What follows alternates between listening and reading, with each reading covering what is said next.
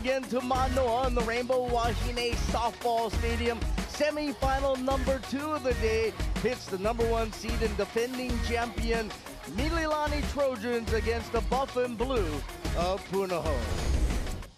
Let's take a look now at the bracket, see how both these teams got here. Mililani, of course, the number 1 seed last night, took care of business 4-0 over Kamehameha Kapalama. On the other side for Punahou, they had to go the long route. Started off with a 14-0 blanking of Kalani, and then last night 10-0 over Hilo. So you look at both these teams, you got a Punahou team that has played 2 games, 2 shutouts, and a Mililani team that's just a beast. Mililani is the one to contend with. They are the defending state champs. They've got the bats, but Punahou, a really good team, had an excellent regular season, kind of stuttered through the ILH tournament, but have really showed up here in the state tournament. All right, it's time now for our New City Nissan players to watch. Who should we look out for? For Mililani, you want to be watching Hinata Bautista, the sophomore in the circle. She pitched the state championship game last year as just a freshman and has had an awesome sophomore campaign, and she's a great lefty but also can swing the bat as well. And then for Punahou, Taryn Ho, a senior, Oregon bound next year, an incredible shortstop. So much fun to watch, but you're going to want to watch her as the leadoff batter for Punahou. She gets the party started, really powerful hitter.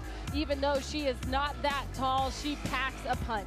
All right, the winner, they will face Maryknoll tomorrow night for the state championship. But up next, Punahou and Mililani.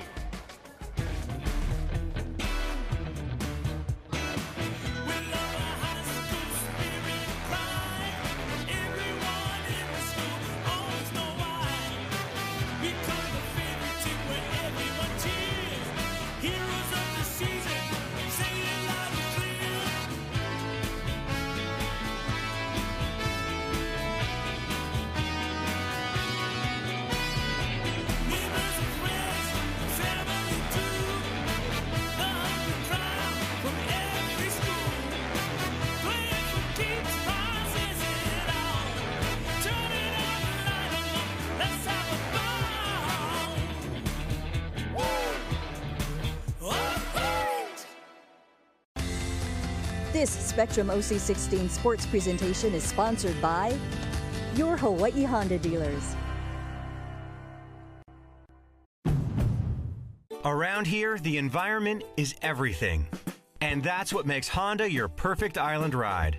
Honda is Kelley Blue Book's KBB.com best value brand. That means big deals on Honda hybrids, including Accord Hybrid, CR-V Hybrid, and Civic Hybrid.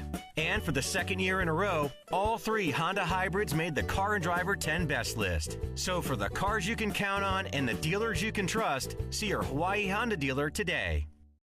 You served your country. Now find a new mission with the Hawaii Longshore Division. Here you have a home, a place where your skills, discipline, and dedication are valued.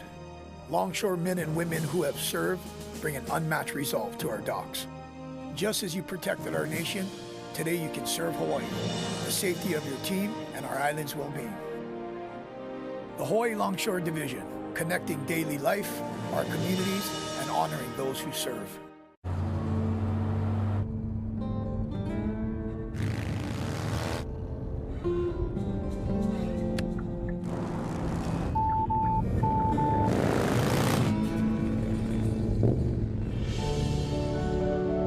Blind spot that's never out of sight. How it should be. The Hyundai Tucson. Now for a limited time, get a Hyundai Tucson for 3.99% APR for 72 months. Visit your local Hyundai dealer today. You're watching Spectrum XCast. All high school sports, all the time. Let's take a look now at the Zippies starting lineup for the Trojans of Mililani. Here's their batting order. It's going to be Aina, followed by Aoki and Ma'ilo. The cleanup hitter is Watkins Villegas, followed by Bautista, who will also be the pitcher. And Parker, the bomb third, is Nakayama, Nakashima, and Cheta. So there you see the hitting order for Mililani. Number 1 seed Trojans. They are the visitors for this one. Kelly, how come? It's a coin flip. Your favorite thing. Yeah, I mean, we saw in the first semifinal, Marino won the coin toss. They were the 2 seed. They were the home team, but Mililani did not win the coin toss. As the first pitch down from Boone, here's a called strike. Kahihao Aina leading things off the shortstop against Paige Boone, who's looked good this week. Paige Boone, a senior for Punahou. Exciting to watch her pitch. That one popped foul. Nobody can get to it. And as a senior, she's throughout her high school career has battled injuries and hasn't really pitched all that healthy throughout the 4 years, but throughout the regular season, Punahou is very lucky to have her pitching at mostly 100%, and that's been a big part of their success this year. The 0-2 way outside. Yeah, you look at Punahou, and I think for a long time, a lot of folks thought that they would be the team coming out of the ILH with the seed, but it was Marino that caught fire at the right time, and so a little bummer if you're Punahou, because now in the semis, you got to face arguably the best team in the state. There's a ground ball out for second, and picked up by Mata'afa Alferos over to first, one away. Let's take a look at the pitcher in the circle for the Punahou Buff and Blue. Yeah, Paige Brunn, she's been having a great year, and her team has really backed her up. And you look at that ERA, 1.28 this year as a senior. This team is a very veteran group for Punahou, and Paige has been the leader of that group. We talked about Taryn Ho as well, being one of those leaders. They're going to want to be able to sustain the success that they had in the regular season. They were undefeated going into the ILH tournament and then lost 3 times in a row. Hadn't lost all year and then lost 3 times in the ILH tournament. That's why they're not the top seed out of the ILH. Well, you get the losing maybe out of your system. That's what you would hope, and it kind of has been that.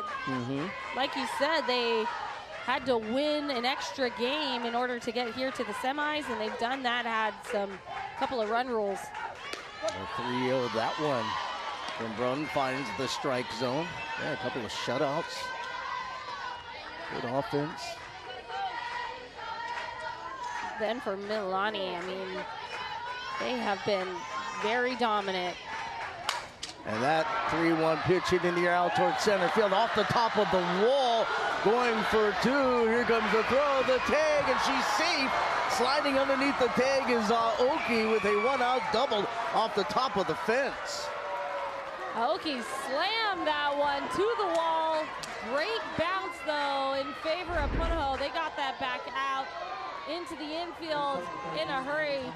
Oh, I thought that went off. Yeah. It actually short hopped the fence from what I looked like. I thought it went off the wall, but regardless, it's a double. Let's see this tag right here from Ho. That's close. I think the call's correct, though. And it's Ori Mailo, the third baseman, with a chance with a good base hit right here to drive in a run. We saw Marino set the tone early in our first semi against Campbell, scoring a run in the first. They actually scored in every inning but one, as the 0-1 misses. 1 ball, 1 strike. When we talk about Mililani, they can hit the ball, and Ori Mailo is a huge part of that Oklahoma bound next year. She's going to graduate early in December. She hits that one in the air, to right backpedaling, getting to it is Cox, taking that second, and advancing to third is Aoki, but there's 2 away. That's just easy power from Mailo, but a great play by Cox out there and right. Doesn't let that eat her up. That's a hard line drive over your head. Good catch. See that she's able to track it. That could have very well gotten past her, but she is able to grab it. Good tag up, though, from Aoki at second to get all the way to third. Conole Watkins Villegas now the hitter. The cleanup spot. That one back against the fence. We'll be patrolling center field for this one here this evening. So we know the D2 matchup tomorrow, Pearl City Kapaa. Kapaa, the defending state champs, 4:30 right here on Spectrum. And then after that one, about a half hour after the conclusion, Marino versus the winner of this for the D1 title. That one hit hard but foul, first base.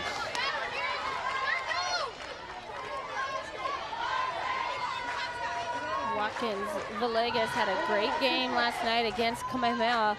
2 for 2. Saw Rose Antonio for a moment, the longtime head coach of Mililani, former Rainbow Wahine. Coach Rose has now become synonymous with Mililani softball. Been there a long time. There she is, Coach Rose, an alumni of this field. And her sister Joyce, who also played with the Wahine, a teacher at Mililani. Ground ball left side, the third baseman. Brown will get it over to first in time to retire Watkins Villegas. No score after half an inning here from Manoa.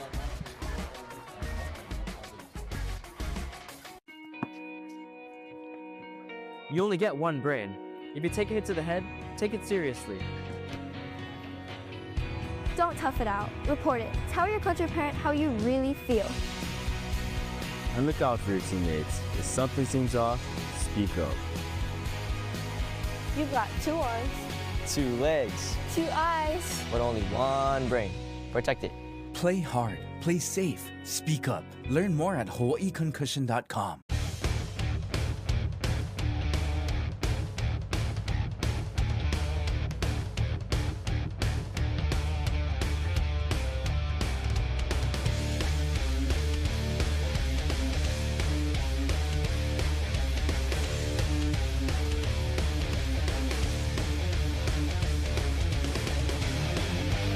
Mike's Engraving and Trophies, the official provider for Spectrum OC16 and Spectrum XCast.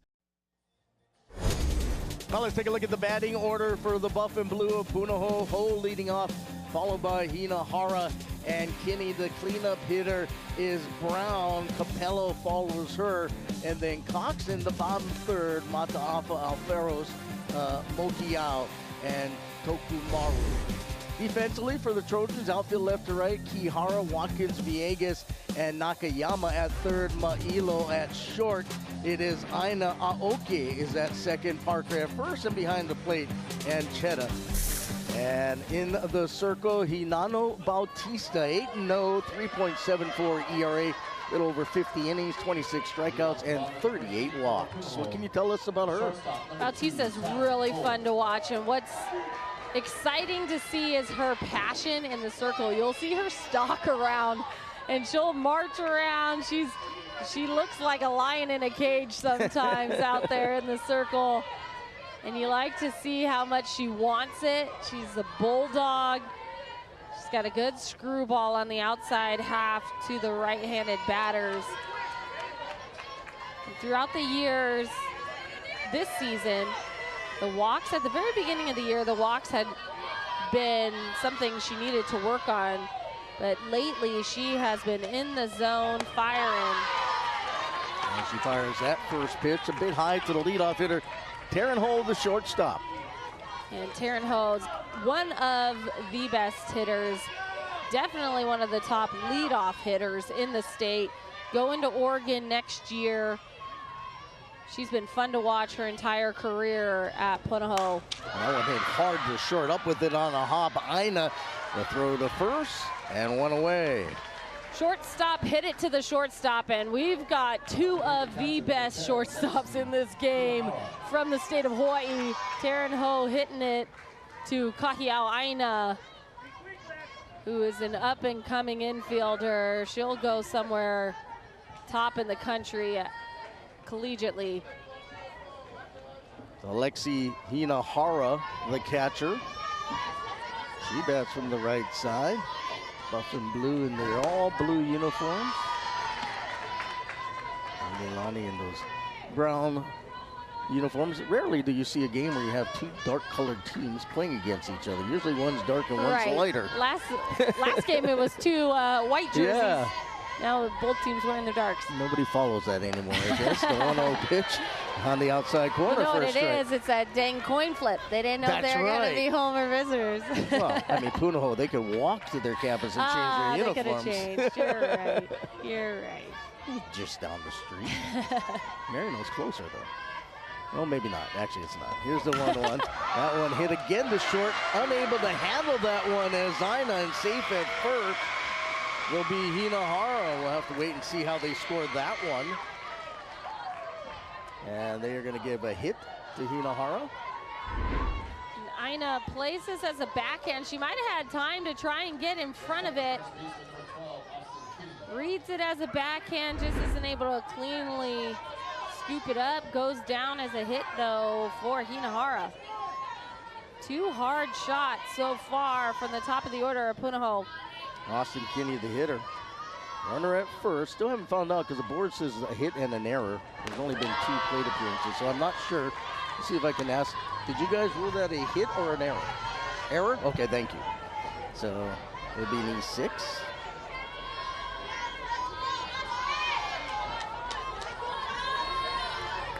And a 1-ball, no strike count to Kinney. First baseman for the Buff and Blue. Lefty hit, throws that one, and that one is going to not be able to be handled. Went off Maila over to Ina. Everybody safe. Going to second, Hinahara. And Kinney safe at first base. That one hit well, but a little cue-balled almost.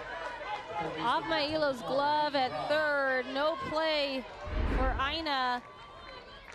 The ball hasn't left the infield, but 2 runners on here for Punahou. Zabi scored a base hit. You're right, 2 aboard with 1 away. And Lil Brown, the cleanup hitter. Brown takes one outside.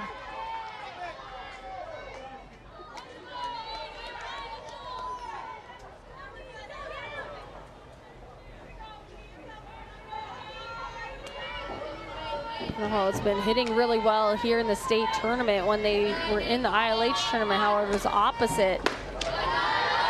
Did not score runs. They were undefeated throughout the regular season. Took charge of the ILH and then kind of tripped and fell in the ILH tournament, but found their footing here at States, trying to keep that going in the semis. See Brown, the senior. That one taken for a strike. So 2-1 to the hitter Brown. Hinahara at second. She reached on an error. Kinney with an infield single over at first. And keep in mind, Punahou is the home team, and that could be the difference come the latter part of this game. Who knows? That's a big advantage. That one right back up the middle into center field. They'll wave the runner around third. Hinahara comes to throw the tag, and she is out. Nice defense by the Trojans. That is a huge stop for Watkins Villegas out there in center field. Hard hit yet again up the middle. But what a throw, a one-hopper right to Manchetta, makes the tag. Gets her by a good couple steps. Great play. So give Brown a base hit, but the throw out of the runner at home. And so it's 2 out, but runners at first and second. Now Kinney's over at second and Brown's at first. And Sydney Capello, the center fielder, will be the hitter. You're going to see some real high-level softball. Don't know where my mind was at. We saw a good one. We saw a really good effort by Marino in the first semifinal. They knocked off Campbell. And this one has the makings of being a great one.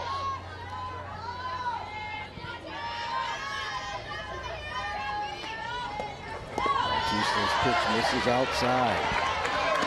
Good job by Manchetta to gobble that one up.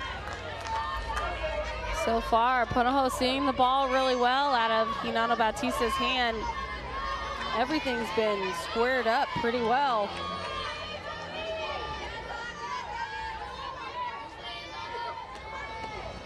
That one fouled straight back.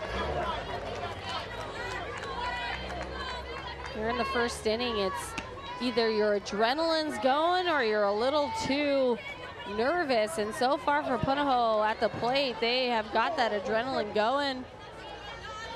Hitting the ball hard right back up the middle. Aina's been very busy over there at shortstop. Couple of hits, an error yet, nothing to show for it. as of yet for the Buff and Blue. As that one popped up in the shallow right center field. Dowell's drop in for a base hit. Here comes the throw. It's Leighton Dowell will score the first run of the game on a bloop single off the bat of Capello. That scores Kinney from second. It's 1-0 Buff and Blue. It's kind of a slow developing play right there. I thought Watkins-Villegas might have had a chance to catch it in the air. She plays it off the hop instead. And a great throw to her catcher yet again, but Punahou putting on the pressure here early. Well, they get the first run on the board. Still 2 on, 2 away. Here's Kealoha Cox, the right fielder. Sometimes having a bye, it takes you a little bit to get going, right? I mean, the Buff and Blue have already played, what, 2 games? That's a great point. Marino played only yeah. 1, I mean, yesterday, but still. And it was a 4-0 win. Yeah, sometimes having the more reps can keep you warm. We'll see if it pays off for Punahou. Talk to folks and coaches, and everybody has a different philosophy with that, right? Some folks say, you know, really the bye is not a good thing. I've always felt extra rest is always a good thing when it comes to softball or baseball because you're pitching. Yeah, and the fact that you got to play back-to-back-to-back days also could be a factor for your pitching. Sure. Gio misses 3-0 now to the batter Cox. And Bautista, the pitcher, is a pitch away from loading the bags. And Mata'afa Alferos on deck.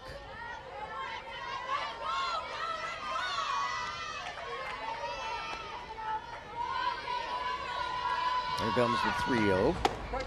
Taking all the way is the hitter Cox. It is a strike.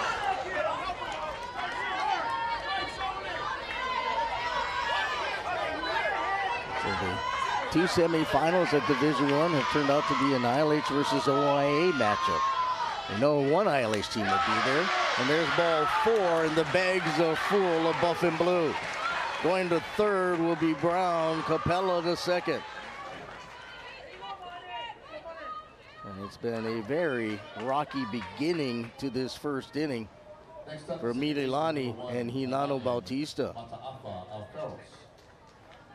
Taimane Mata'afa Alferos, the second baseman, the scheduled hitter. Still a meeting in the circle. There you get a good look at what's going on.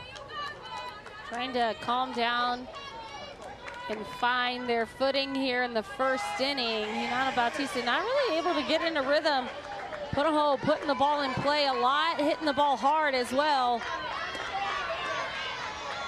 But if Mililani's able to get out of this inning with only giving up 1 run, that would be huge. There's a good look at Coach Rose Antonio. How's that? 20 years, they're seeking their 11th title game. The check swing off the bat, and it's 0-1 to Mata'afa Alferos. Brown at third, Capello at second, Cox at first. There's only been, well, there have been 3 hits in this inning.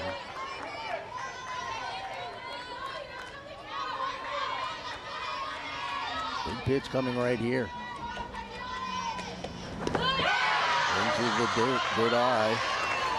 And Mata'afa Alferos. Great job from Anchetta behind the plate to keep that ball in front of her.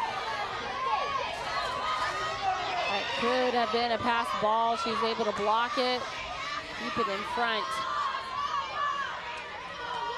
See what the lefty comes with right here. And that one is skied a mile high on the infield. And it's going to be Bautista who calls everybody off. But a run comes across here in the first for the Buff and Blue. They lead 1-0 after 1. This is it. This is where our family is from? Well, it's where I first told your mom I like her after school one day. What did she say? I ordered chili. I want chili. I thought our family came from Mililani. The Kokua Pack is back at Zippy's. A portion of the proceeds from each one sold will be donated to different local charities every week. Give back to the community and get your Kokua Pack today.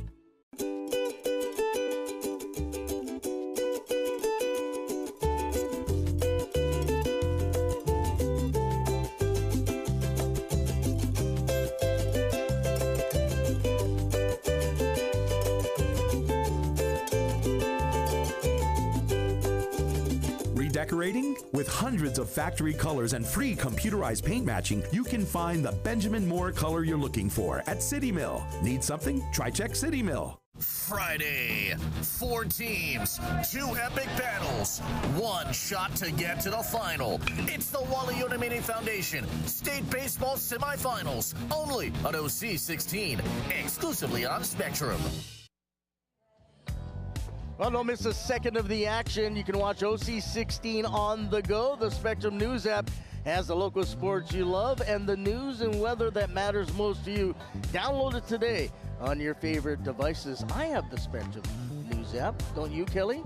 I do, and my husband has it as well. He was watching in Ohio today. My husband's on the road with UH men's volleyball. All right, let's take a look. Let's real quickly. We did get a chance in the first inning. Here's the Buff and Blue defensively in the outfield, left to right. Tokumaru, Capello, and Cox at third. It is Brown Hose, the shortstop, the second baseman, Mataafa Alferos, Kinney at first behind the plate, Hinahara. 1-0 Buff and Blue, top of the second inning. And the first pitch bunted quickly out of the circle is Brun. Does a nice job, gets it over to first. So she retires her counterpart. Yeah, that was an interesting choice, a drag bunt from Bautista. I think if she had gotten it just a little bit more towards first instead of towards the pitcher, she would have had a better shot, but caught the defense by surprise. No one was charging there for Punahou. They're playing really deep on the right-hand side. First base and second are playing way past the base paths there. You see Mataafa Alferos playing on the grass, giving lots of room for Emma Parker, who has had a phenomenal year, hitting really well. And when you're the number 6 batter, but you're hitting just as good as Emma Parker is, that just shows how deep this Mililani offense is. See, she had a couple of hits last night and fouls that one off.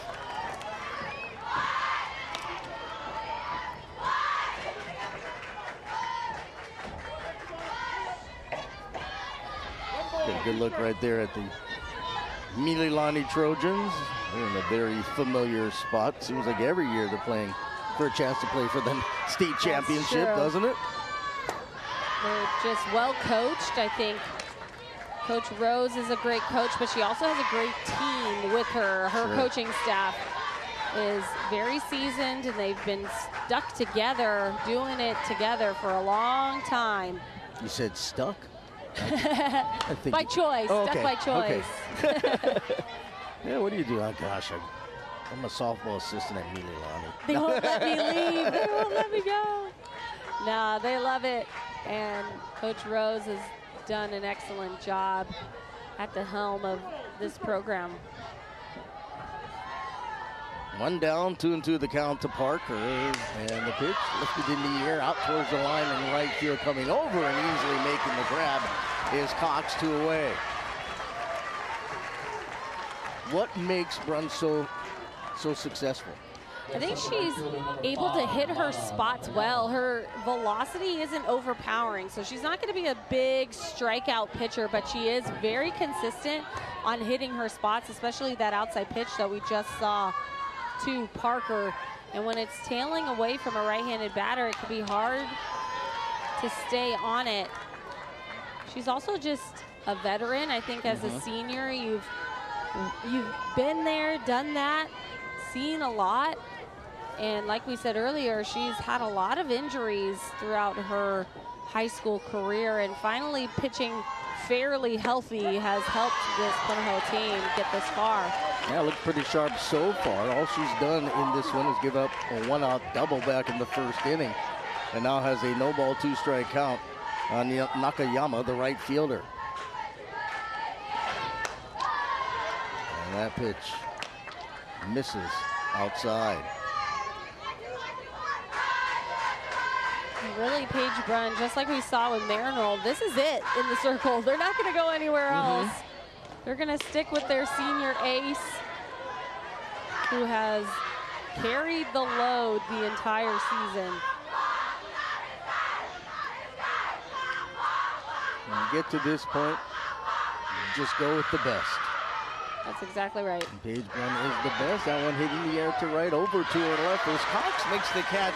And a quick 1-2-3 inning in the second. We'll head to the bottom of the inning. 1-0 Punahou.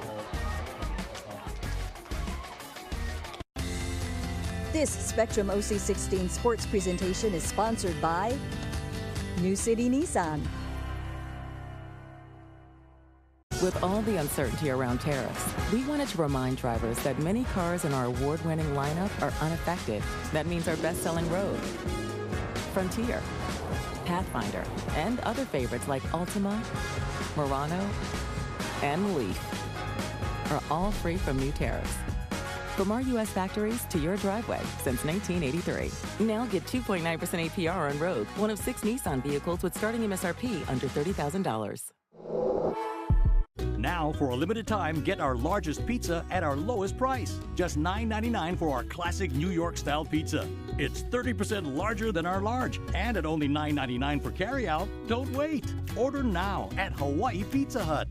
At Spectrum News, we're committed to our communities around the clock. And now, Spectrum Internet-only customers, we're bringing Spectrum OC16 and Spectrum Sports to your TVs, delivering coverage of the local sports you love. Spectrum News, now streaming exclusively for Spectrum customers. Well, if you didn't know, Mike's Engraving and Trophies is the official trophy provider of Spectrum OC16 Sports for all your special achievements. It's Mike's Engraving and Trophies, located behind Cutter Ford in IA. Is that where you get your 10 and under softball? Hey, there's Pal Eldridge, of course, his nephew, the head coach of Punahou, David Eldridge. Boy, Pal's everywhere. If there's a ball and a bat to be had, he will be there. Especially if it's Punahou, he's going to be right here cheering on Boy. And he's been having a great year, Coach Boy Eldridge. Pal, one of my all-time favorite people. Just a great guy. He really is. He's awesome. Here's Mokiao to lead things off in the second inning. She takes a strike from Hinano Bautista, who the Buff and Blue were able to get to for a run on 3 hits in that first inning. Yeah, they came out swinging, and they were hitting the ball hard off Hinano Bautista, who has really done a great job all year in the OIA. Like that pitch, that's a backdoor curve. Kind of sneaks back onto the outside corner. That's a great pitch, but Bautista, you don't want to counter out. She is always hustling, always working hard in the circle for her team. Good changeup, just missed. It's fun to watch her fight and compete. I think that's one of my favorite things about her, is that she's just a competitor, and you can see that she wants it. She's got passion and grit. 1-2. Staying alive is Mokiao. She'll be followed by Sarah Tokumaru. Top of the order will go back, and it'll be Taryn Ho. So 8-9-1 here in the bottom of the second inning. 1 run on 3 hits for Punahou. No runs on 1 hit for Mililani. And there you get a good look at Pal's nephew, David Boy Eldridge. He was a catcher like his uncle. He caught at BYU. Been involved with baseball and softball. Well, the family forever, right? Right. His family established the Manoa Little League many years ago. Pal's dad.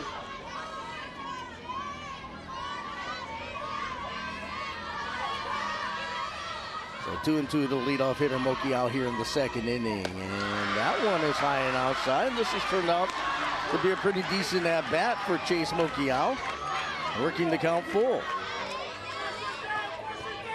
Bautista go right after. You don't want to have a leadoff walk in this second inning, especially to the bottom of the order. The pitch. And there's a ball 4.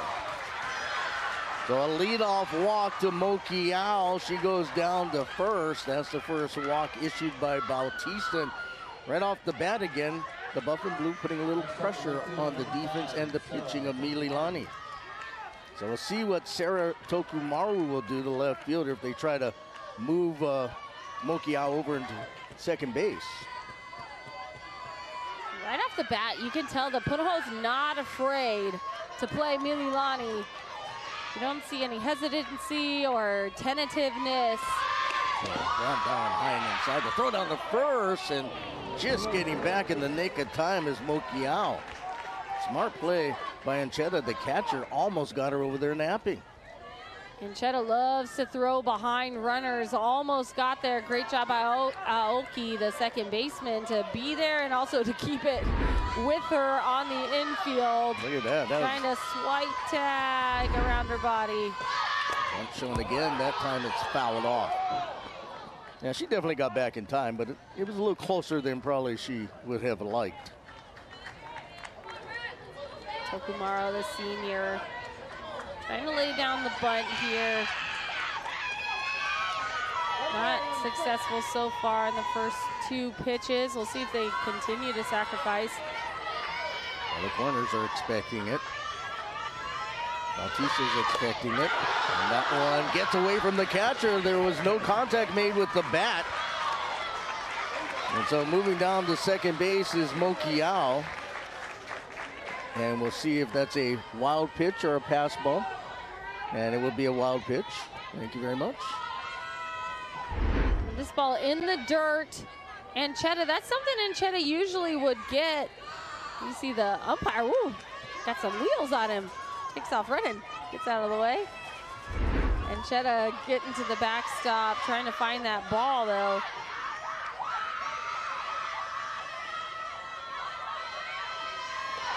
And once again has to pull back and get out of the way a bit. And the count now goes 2-3-1. And Bautista, I know it's early, it's only the second inning, Kelly, but she has not looked sharp. And this is what she looked like early on in the season. She was struggling to find the strike zone, had a lot of walks to her name, and at the OAA tournament she pitched much better, much cleaner, a little more crisp. But right now, having a hard time finding the strike zone. And there's ball 4, and Tokumaru the whole time was trying to give herself up. And instead, she goes down to first, back-to-back walks issued by Bautista to start the second inning. And here comes Coach Walter, the pitching coach for Mililani. Come talk to his sophomore pitcher. What do you see from Bautista in this game so far? Is it just mechanics, or what do you see? I think she's not attacking the strike zone as much as she could. You've seen her bounce a few, which isn't normal for her. She doesn't have a drop spin, mostly throws screws and curves, and so to have them bouncing in there like that isn't exactly what you want. You can see some pitchers out there in the bullpen for Mililani. We've seen Taylor on the right pitching. You see her warming up there with some long jumps. Yeah, we got Maya Jelf, out there as one of the pitchers. And Taylor Adriano. So activity in the Trojan bullpen already here in the second inning. As Hinano Bautista is struggling, has walked the first 2. Now we're back to the top of the order, and Taryn Ho, the shortstop, she grounded out last inning. 1-0 Buff and Blue. And the pitch is hit at well in the air, out to center field. That one has a chance. That one is gone!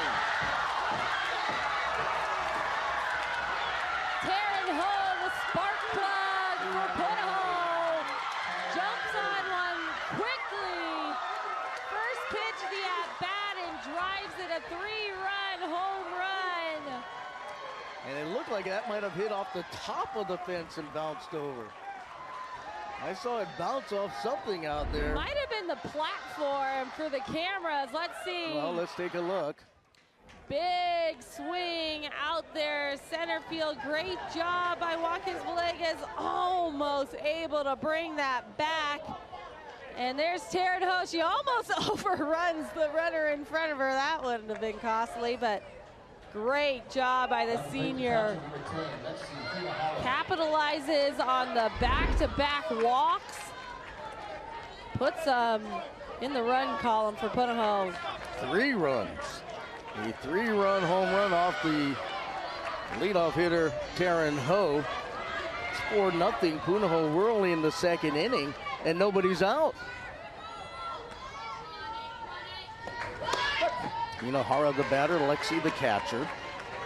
Reached on an error last inning, but how about this Buff and Blue squad coming out here ready to go? And like I said, there has been no timidness playing against the defending state champs. Some ball foul on the third base end.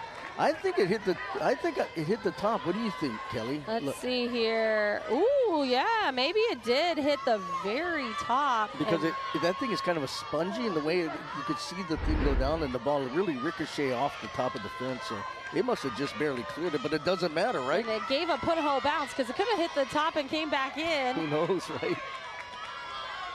Well, nothing into the Hinahara. Looks at a ball.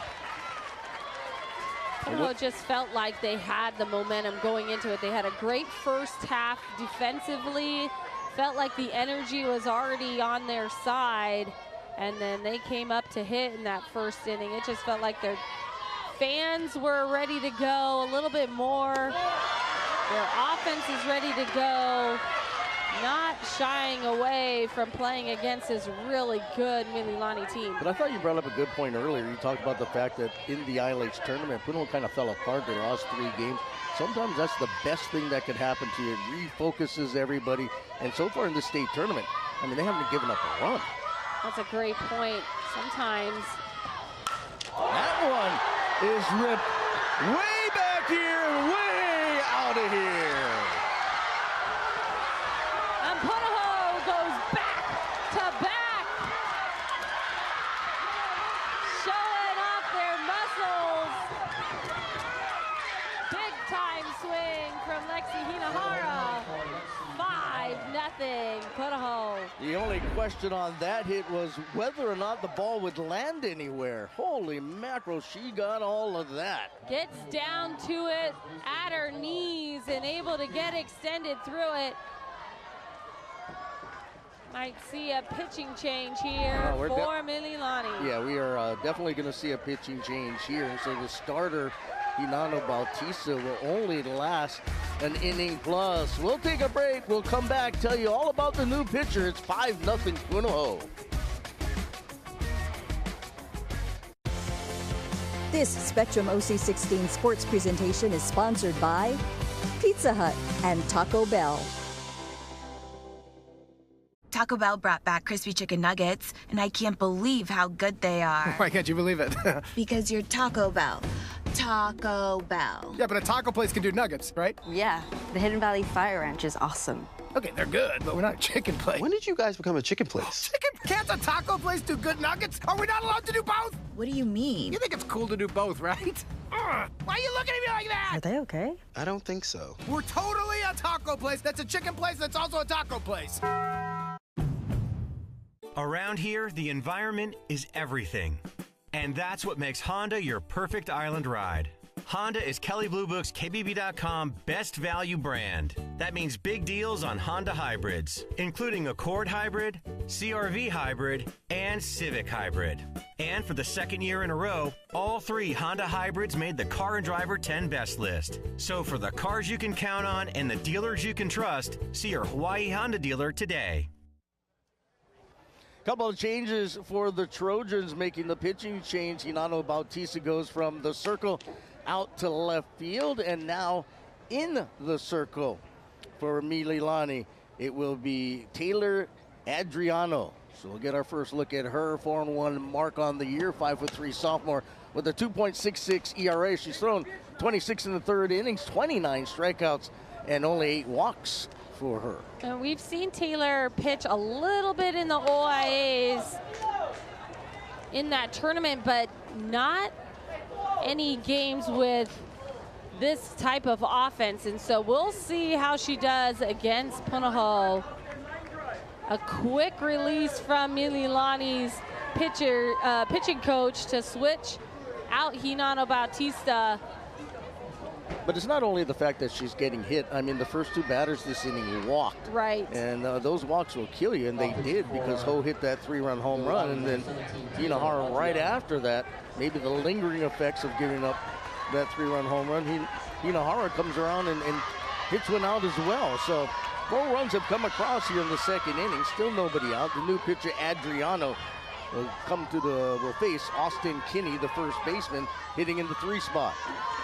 5 runs, 5 hits so far for Punahou, 0-1 for Mililani. And the pitch down, misses, 1 ball, no strikes. Adriano is gonna need to be throwing strikes, keep it off the heart of the plate. Punahou brought their bats tonight, ready to swing. And they swing right there, lifted out towards right, but right there is the right fielder Nakayama to make the grab for the first out of the inning. Only the first out. It's been a long second inning here for Punahou at the plate. The winner will play Marino tomorrow night in the D1 state championship game. That will follow the D2 title game, Pearl City and Kapab. We'll have both for you right here, starting at 4:30 tomorrow afternoon. So 1 down, here comes Lil Brown, the third baseman. Adriana's pitch, a little high.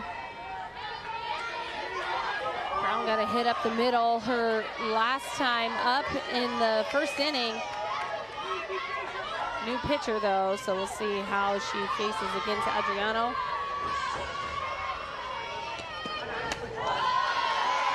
Now 2-0.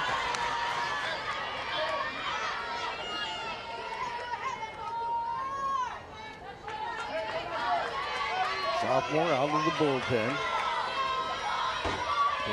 Adriano trying to contain the buff and blue. Last 3 pitch that time, down for a strike. So Bautista just didn't have it. Punahou going 5 runs on 5 hits off of her. All 5 of those runs earned.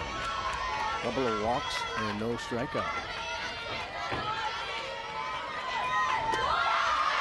And now goes to 3-1. On deck, Sidney Capello, who had an RBI base hit last inning. 1 run in the first, 4 so far here in the second for Punahou.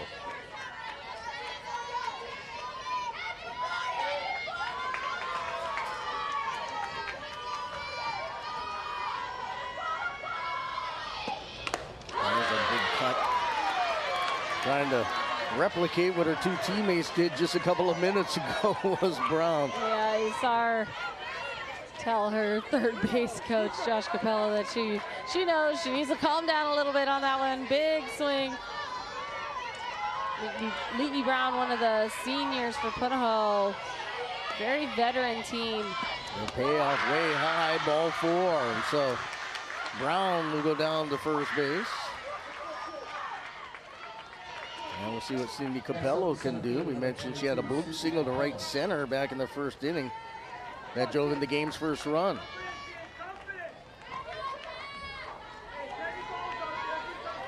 Cindy Capello going to Menlo College after her time at Punahou, and her dad, the third base coach, Josh Capello. He's also on a car commercial.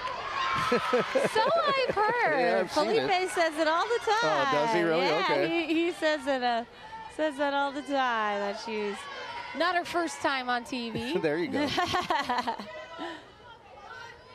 I guess I watch too much TV to know There that, right? I know, that's Maybe. funny, that's funny. 1-0 is high.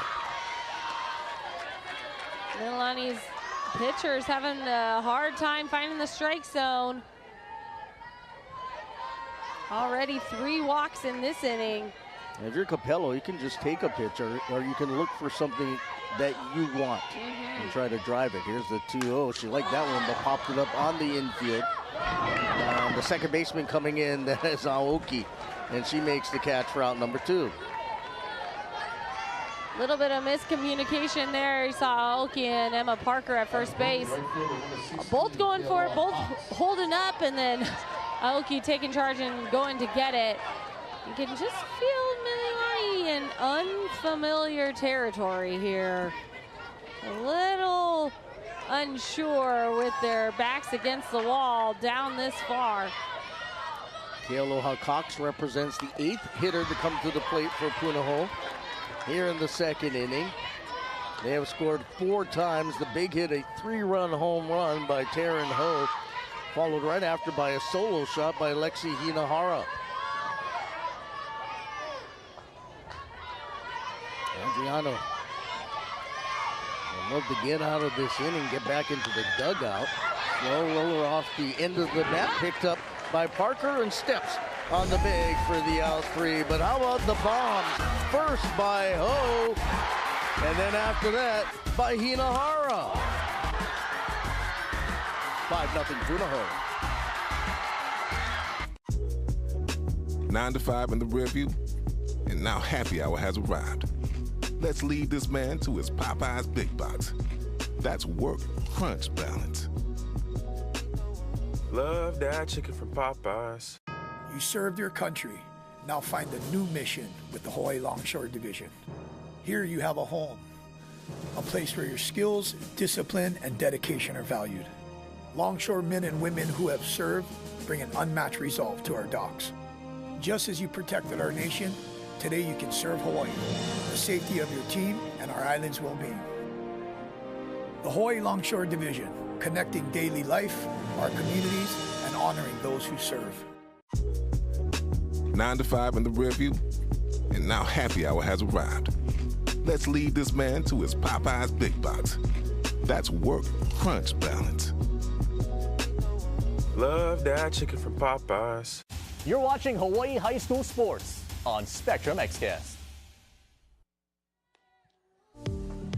Scott Robbs along with Kelly Elms back at the Rainbow Wahine Softball Stadium.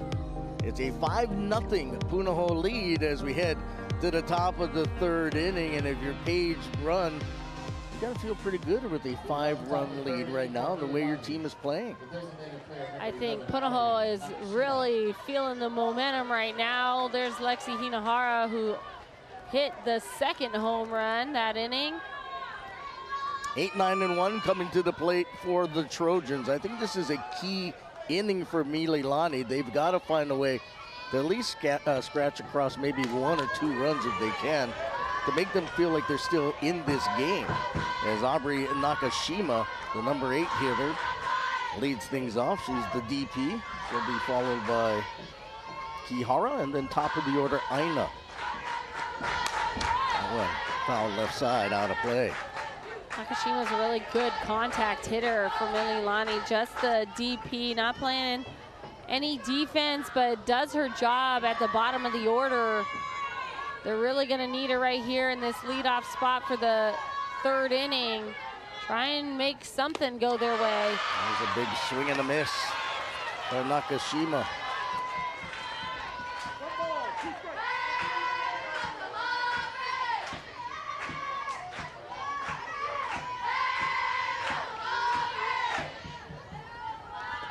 One-two. Good waist pitch right there. A better eye by Nakashima. Pretty close. Maybe a ball off the plate. Good spot there for Brunn. Yeah, that's a good pitch because you try to get the hitter to bite. That one fouled away. Job to battle there from Aubrey Nakashima.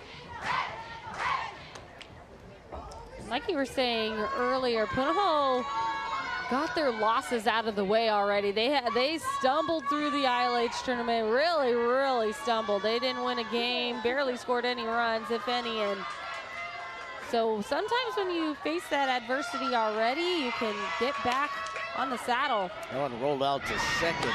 Knocked off Farrell over to Kinney, 4-3 to put out one away. Yeah, I do think there's something to be said of that. And, you know, the good thing for Punahou was that they already knew that they were going to get in. Right, and that's a great point. And so that tournament wasn't as important as it would have been, let's say, if they had to win it. But they weren't in that position. So, yeah, they took some lumps, got their losses out of the way. And right now in this state tournament, they're as hot as they look really good. Here's Kaylee Kihara, excuse me, the catcher. They sent one over towards the Ching Athletic Complex. Actually, I think this is Cody Anchetta. Oh, okay, thank you. And she's a really good number 9 hitter. She's got 4 home runs on the year. 3 of them I got to see on TV.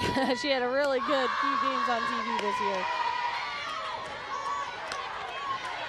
We'll see. This Mililani team is one of the best offenses in the state this year. They can put the ball in play. Any one of their hitters can hit it to the gap, hit it over the fence. It's just going to take a little bit of momentum to swing their way. See if they're able to string together anything. You can tell their dugout's not out of it yet. Trying to fight their way, find their way back into this game. Anchetta, the senior, fouls that one back. What I like about Paige Brunn is she's not afraid to throw both sides of the plate. Sometimes we see that where a young pitcher isn't able to hit the inside corner or hit the outside corner, and they stick to one half, but Paige Brunn really mixes it up and is able to hit her spots on both sides. There's a comeback. Fields her position perfectly. Throws us, well, not quite a strike, but pretty good over to first base. 1-3 the putout, and there's 2 away. And things are just bouncing Punahou's way right there. Hard hit, probably the hardest hit ball Mililani's had today, and right to Paige Brunn, who snags it and gets the second out of this inning. So everything's just bouncing Punahou's way right now. Brunn has retired the last 7. You go to the top of the order, and Kahiao Aina, the shortstop, she grounded out in the first and is 0-1 now after that strike. And Aina is a Punahou transfer, so she played her freshman year last year at Punahou. Now she is wearing that brown and gold.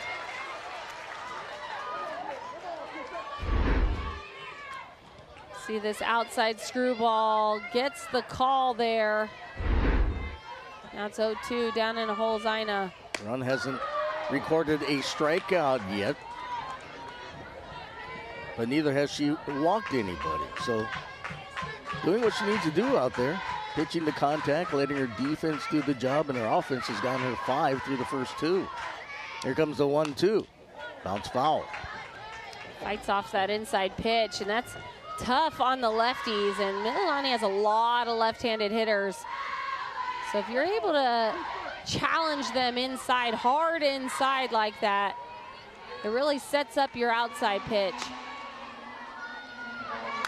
That one hitting the air out towards left. That one will land fair inside the foul line. Going for second now. On her way to third. The throw is laid and in with a 2-out triple. Is Kahiao Aina down the left field line. That ball hit a mile high. Tokumaro not able to track it down, and then the speed of Aina to create a play, just able to get all the way to third. Holy smokes. Easily into third.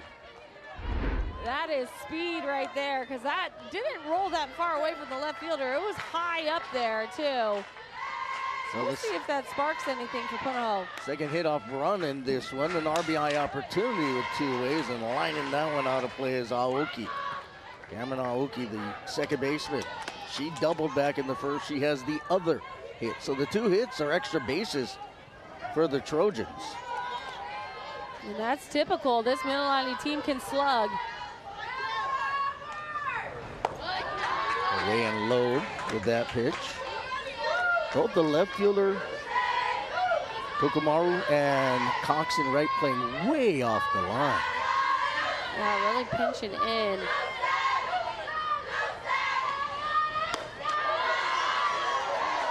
One is inside. You can hear some of the Buffalo Blue fans. Thought that should have been a strike. There you see the outfield they alignment. are pinching in, playing the gaps against Aoki. He's being careful. The 2-1 misses. Ball 3. On deck, though, you have the dangerous Ori Ma'ilo.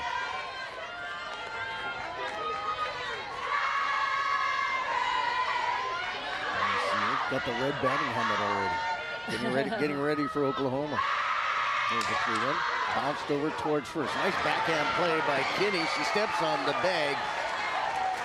And they call everybody safe. Hold on, or was it a foul ball? Are they going to call it a foul? First base umpire putting his hands out. And I think that's what they're going to say, that the ball was fielded out of play. Or it might have been fouled off her foot. Maybe that's what it was called, because it definitely wasn't in foul territory. I'm thinking it was a dead ball. Here comes Coach Boy. Well, let's look. Oh, whoa. I'm not even sure. Well, that wasn't off her foot. I don't know, but it's. And there's was it a foul ball? You're saying it's a foul ball in foul territory? I thought it was a fair ball. I don't know. You see Coach Eldridge out there. It was a weird bounce. That initial bounce was uncharacteristic, so maybe the umpires thought it fouled off of her. Let's see here. Unless she wears a size 40-foot shoe. Yeah, you see his hands are already up by the time that ball gets hit. I don't know. Well, there's one comebacker, and going down is Bruin, and everybody's going to be concerned right now, and they should be. So play will stop. That will be a base hit. That will score the run in from third, but the concern obviously right now is with Paige Bruin. Brun, excuse me. Looks like it might have got her in the stomach. I'm not sure if she was able to get a glove on that at all. That ball was rocketed right back at her. Hard hit. You see the training staff out there. Everybody in the stadium is very quiet here. Line drive right back at her. Hits her in the gut, it looks like. And like we said, Paige Brunn is the star in the circle for Punahou. Maybe even got off her arms a little bit, or her hand, not sure, but. So the question I have for you, is that immediately a dead ball? Does everybody have to go back where they're at, or was that in the base hit RBI and then the play stops? Yeah, I think you play it out until everybody is at their natural spot. I mean, I think Aoki wouldn't have been able to get to second base on that anyways, right? So, well, I was just curious if maybe there's a different rule in high school for something like that, right? No, yeah, they're gonna be able to call that a single, RBI single. And right now you can see Coach Boy trying to find an answer of what he should do in the circle if Paige cannot go, because she is it. They've had other girls try and throw. But keep in mind, Kelly, the first base umpire blew that call at first. The inning should have been Powell. This situation should have never happened. Right. It's an unfortunate thing that just happened for Punahou. And you have activity now in the buff and blue bullpen. And quickly warming up is Austin Kinney. So if needed, Kinney, who's been playing first base, will have to go into the circle. We hear a nice round of applause, and we'll see what Paige Brunn can do. Hopefully she can stay in the ball game.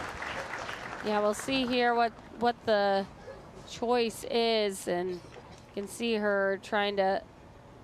Well, you see her moving her hand, so you hope she didn't get hit in the hand. If it's just the stomach, I see some of her teammates kind of giggling a little bit. So.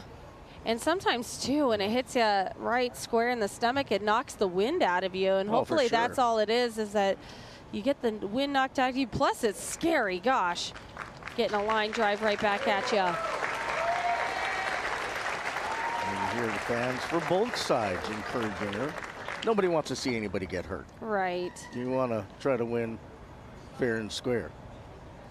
But I guess the question is, after something like that, how difficult is it going to be to get back in the circle if she stays in? Yeah, it seems like Punahou really wants her to stay out there, because they're doing all this on the field, and so they want her to stay out there in the circle. They're not doing this in the dugout, right? Head, shoulders, knees, and toes. Kind of doing the wiggle. Are you a Wiggles fan with your kids? I know, they're trying to get her to stay out there. And we've said it already, Paige Brunn is it in the circle really all year. See her team trying to encourage her to stay out there. Well, that'll take a lot of guts, a lot of courage. Well, I'm sure she's a tough cookie, and she's going to want to stay out there. You see Boy Eldridge, the head coach, he's got a big grin, which must mean it's a good sign that Brunn is going to try to stay in there. A couple warm-up tosses probably. Yeah, there you go. We'll see. But this has been an interesting inning already because the first two batters grounded out, and then you got that triple from Ina Aoki with the infield hit, and you have Ma'ilo at the plate. So a lot of interesting situations here in the third inning. You see her trying to gut through it, and I'm sure it's sore already. I'm wondering if it hit her in the ribs or if it's her arm. Yeah, that puts Coach Boy in a really rough situation. I mean, I'm sure if there was another second choice, he would have automatically taken her out. But right now, there really isn't.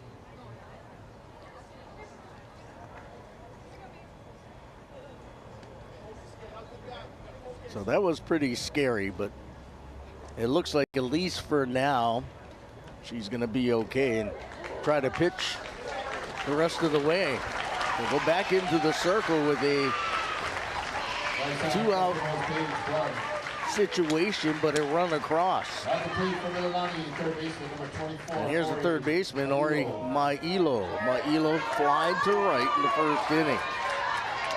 It's now a 5-1 Buff and Blue advantage.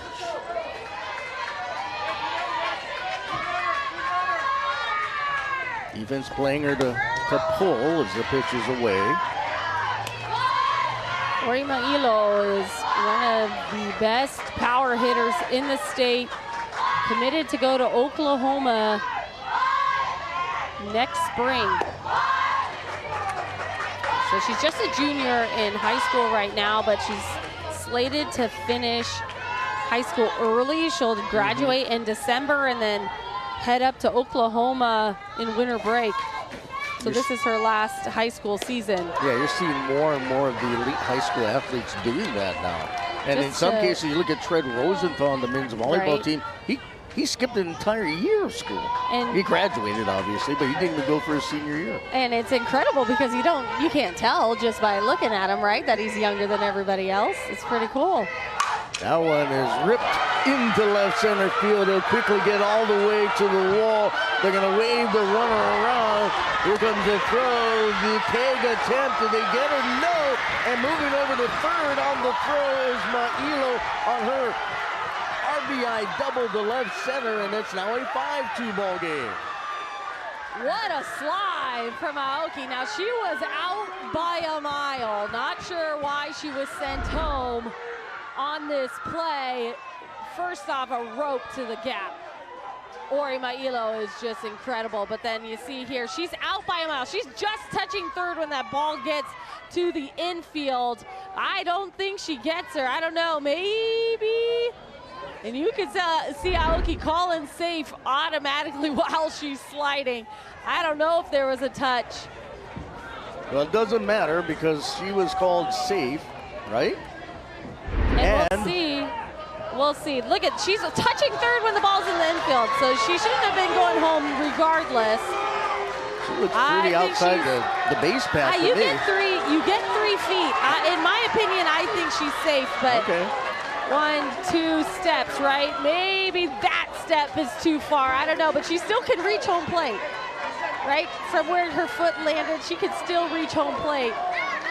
So I would say you're still within the base paths there, but man, that's close. I think that was a very, very lucky call for Coach Rose Antonio, the third base coach. And they'll take it. First pitch swung on and missed. by the cleanup hitter Makana Watkins Villegas, but 2 across here, 3 hits so far. And we have ourselves a ball game, Kelly. After Punahou jumped out to a 5-0 lead after 2, and that one popped up behind the plate off with the mask, the catcher, and Hinahara makes the catch for the final out. However, the Buff and Blue put 2 on the board. We'll head to the last of the third. It's 5-2 Punahou. Check it out. He showed up with Pizza Hut's Cheesy Bites Pizza and his A game, slicing through the lane, feeding the post. Best delivery guy ever, Peter Zahut. The Cheesy Bites Pizza and new Ranch Lovers Flight. Get it on the Pizza Hut app. It was important that 15 Craigside allow pets because Viva, our Havanese, is part of our family. We looked at all the other alternatives for senior living, and 15 Craigside presented the most comprehensive senior living services, including guaranteed lifetime care. From our personal experience, what I would say to anyone considering moving into 15 Craigside is don't wait, because the window of opportunity might not be there when you're ready. From picturesque landscapes to adrenaline-pumping water sports, our islands provide a breathtaking backdrop that's truly unique. Come along for the ride and witness the wonders of Hawaii on Spectrum OC16. Friday, one final day, one final chance, one shot at glory. It's the Dana House State Softball Championships, only on XCast, exclusively on Spectrum. Back in Manoa, a reminder, we'll have the D2 and D1 championship games right here on Spectrum XCast beginning at 4:30 tomorrow. The D2 title game, defending champ Kapa'a taking on OIA champ Pearl City, and Marino, who earlier tonight beat Campbell, awaits the winner of this one. But we got ourselves a brand new ball game, Kelly. It was all Punahou, and then a couple of runs in that third inning, and then the comebacker off of the pitcher run, and well, we'll see what happens here. And the first pitch hit in the air, out towards center field, drifting to the right, and making the grab is Watkins Villegas. So Chase Mokiao, the number 2 hitter in the inning, will come to the plate. She bats in the 7th spot. Walked and scored in the second inning. The second inning, which 4 runs came across on a pair of home runs for the Buff and Blues. So Mokiao ready at the plate. Bautista comes set, lines, and delivers a strike. Adriano had come in relief of Hinana Bautista, who did not have much going for her in that inning in the third that she pitched. Adriano feeling it a little bit better here. After she came in, she walked one and then was able to find the 3 outs that they needed in that second inning. Yeah, Bautista actually started the second, couldn't get anybody out, and that's when Adriano came in. That one lifted foul down the right field side. He would come over and get it. And that will be the second baseman, Aoki, with a nice play 2 down. So maybe a little extra step in their, a little extra pep in their step for Mililani after getting the 2 runs here in the third. Yeah, I think so. Gave them a little bit more confidence. You could tell they were feeling a little uncomfortable in the seat they were in, 5-0. But finding their footing a little bit offensively, they hit the ball hard. Top 3 hitters in the order, feeling a little bit more like themselves. Here's the left fielder, number 9 hitter in the order, Sarah Tokumaru. She walked and scored on that 3-run home run last inning by Taryn Ho. 1-0 the count. Adriano brings that one inside. It misses. 2 balls and no strikes. We saw Mililani do all their damage with 2 outs in the top of this inning. See what the Buff and Blue can do. 5 runs, 5 hits, no errors for Punahou. 2-4-1 for Mililani.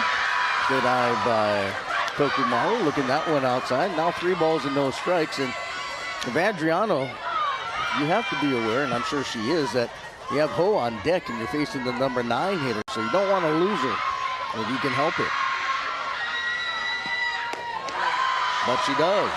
That's 2 walks to Tokumaru. The number 9 batter in front of Taryn Ho. So Sarah doing her job as a 9th batter, getting on base for your star, your stud, Taryn Ho, who has had a heck of a senior year. A great offensive threat. We've already seen her hit a 3-run home run in this game. Yana likes the call. That one hit in the air, out towards left center. Will stay in the ballpark. And Watkins Villegas will come over and make the grab to retire the side. We played 3 in Manoa, 5-2 Punahou.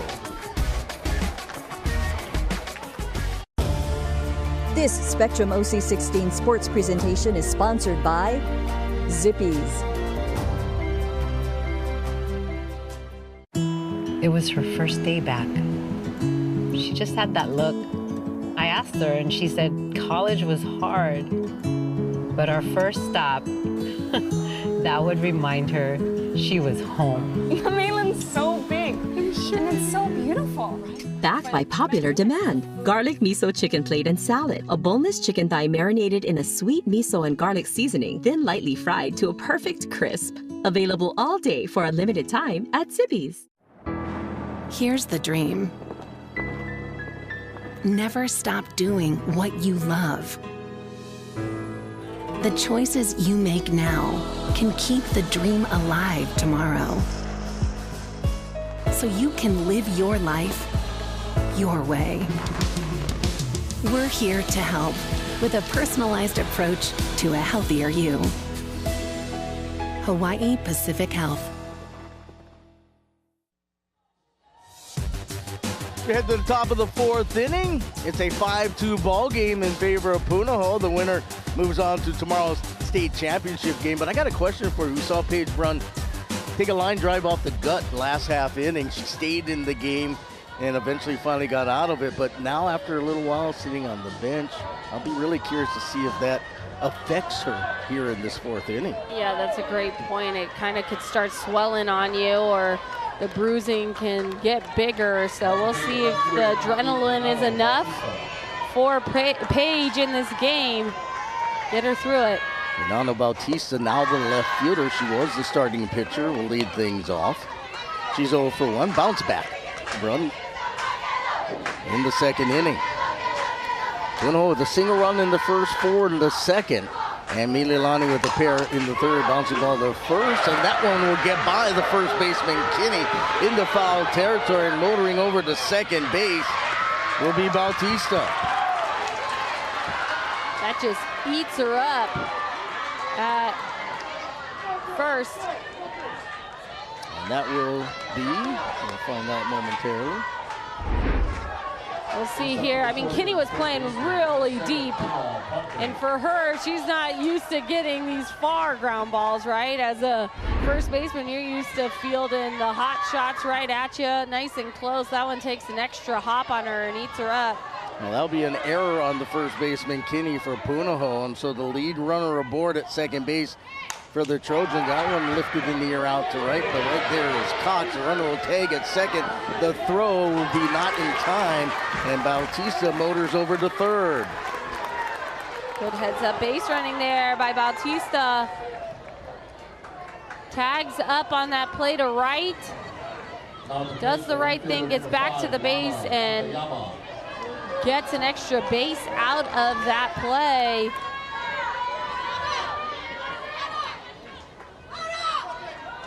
So 1 down, runner over at 3rd base.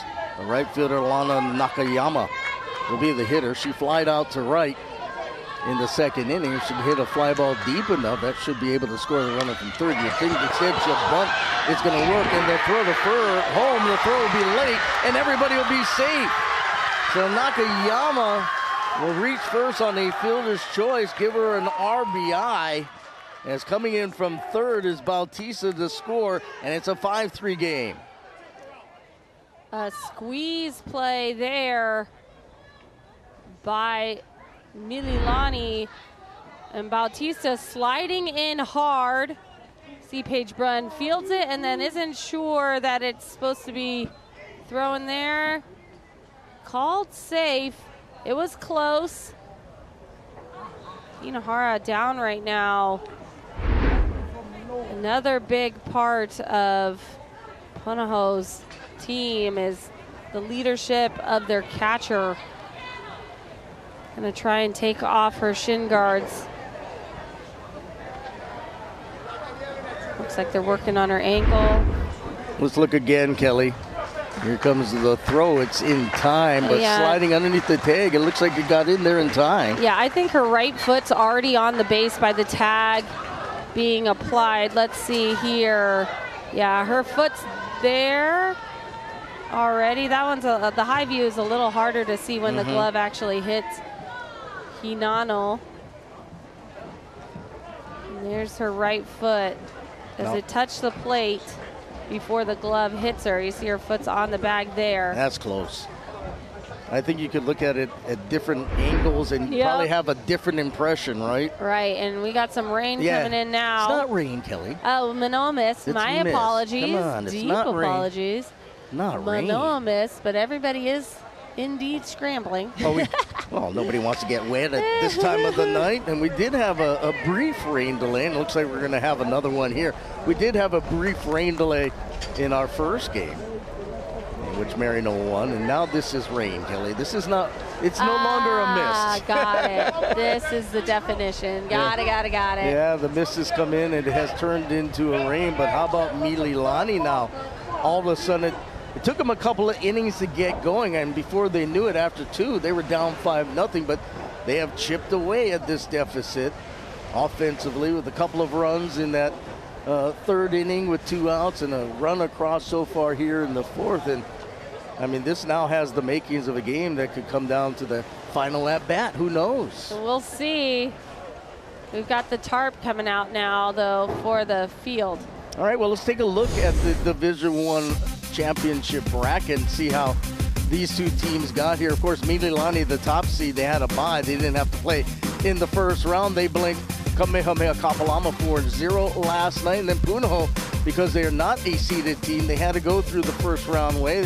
14-0, couple of touchdowns over Kalani, and then 10-0 over Hilo. So they have outscored their opponents 24-0 coming into this one, and now 29-3 in this state tournament. There you see Marino awaiting the winner with their 9-4 win earlier here this evening against Campbell. We'll take a break. We are currently in the midst of a rain delay. 1 out, top of the fourth, 5-3 Punahou. Around here, the environment is everything. And that's what makes Honda your perfect island ride.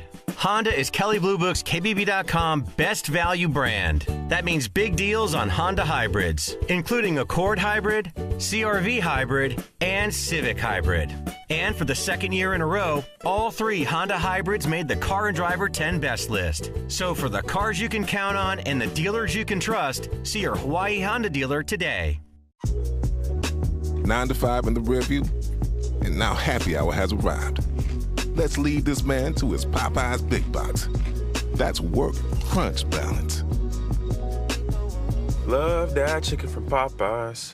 Now, for a limited time, get our largest pizza at our lowest price. Just $9.99 for our classic New York-style pizza. It's 30% larger than our large, and at only $9.99 for carryout. Don't wait. Order now at Hawaii Pizza Hut. Taco Bell brought back crispy chicken nuggets, and I can't believe how good they are. Why can't you believe it? Because you're Taco Bell. Taco Bell. Yeah, but a taco place can do nuggets, right? Yeah, the Hidden Valley Fire Ranch is awesome. Okay, they're good, but we're not a chicken place. When did you guys become a chicken place? Can't a taco place do good nuggets? Are we not allowed to do both? What do you mean? You think it's cool to do both, right? Why are you looking at me like that? Are they okay? I don't think so. We're totally a taco place that's a chicken place that's also a taco place. It was her first day back. She just had that look. I asked her, and she said college was hard. But our first stop, that would remind her she was home. The mainland's so big, and it's so beautiful. Backed by popular demand. Garlic miso chicken plate and salad. A boneless chicken thigh marinated in a sweet miso and garlic seasoning, then lightly fried to a perfect crisp. Available all day for a limited time at Zippies. Well, it's a little wet here in Manoa. Surprise, surprise. That never happens, right? So we're in the midst of a bit of a rain delay, though right now it is just a mist coming down. We're told they should resume probably in about 7 or 8 minutes, but we have been entertained big time in this game so far. And go back to the third inning for the Punahou Buff and Blue, and they busted out the long ball as Karen Ho with 2 aboard hits a 3-run shot at that time. That made it a 4-0 ball game, and then right behind her, Lexi Hinahara hits one out, and it was 5-0 Punahou. But this game kind of changed last inning. You see this line drive right off the gut of Paige Brunn, and it took her a while to get back into the circle, and she did, and she was able to finally get out of that third inning. But a run across here in the fourth, she's still in the circle, and so we see a squall now beginning to make its way through the softball complex. So I guess we just kind of have to just wait this out until it stops. We'll see. I think for Punahou, maybe this will help them. They're kind of losing momentum, and so maybe a stop here will stop Mililani's momentum going. But we also saw Lexi Hinahara, the catcher, get a little bit banged up on that slide from Bautista. Maybe this will help them both recover a little bit as they wait. Well, don't forget also the D2 state tournament taking place, and we'll have the D2 state championship game tomorrow. Defending champ Kapaa, the #1 seed, taking on the 2 seed OIA champ Pearl City, and Kapaa has been, they have been really good. 15-1 yesterday over Kailua. They threw a no-hitter earlier today over Pac-5, 17-0. How about Pearl City? 13-7 over Radford, and then they beat Waimea here today, 15-9. That will set up a really interesting matchup, but the story, not only 17-0, but the no-hitter for Kapaa. Incredible job by Kapaa. I mean, this team is so good all around. Carly Rose Keale threw the no-hitter. It was a 5-inning run rule, so a little shorter of a game, but still, yeah, Kapaa can hit the ball. I feel like everybody in their lineup was crushing it today. I'm excited to see that D2 state championship game. Pearl City, too. They're really young, got it. Lots of freshmen that are in the starting lineup. I think it's 7 or 8 freshmen for Pearl City, and having a really good year, both of those teams. It's going to be fun to see who comes out on top tomorrow. All right, we are currently in the middle of a rain delay. Top of the 4th inning, it's 5-3 Punahou. Mililani has scored a run. We'll take a break, come back and have more. Here's the dream. Never stop doing what you love. The choices you make now can keep the dream alive tomorrow. So you can live your life your way. We're here to help with a personalized approach to a healthier you. Hawaii Pacific Health.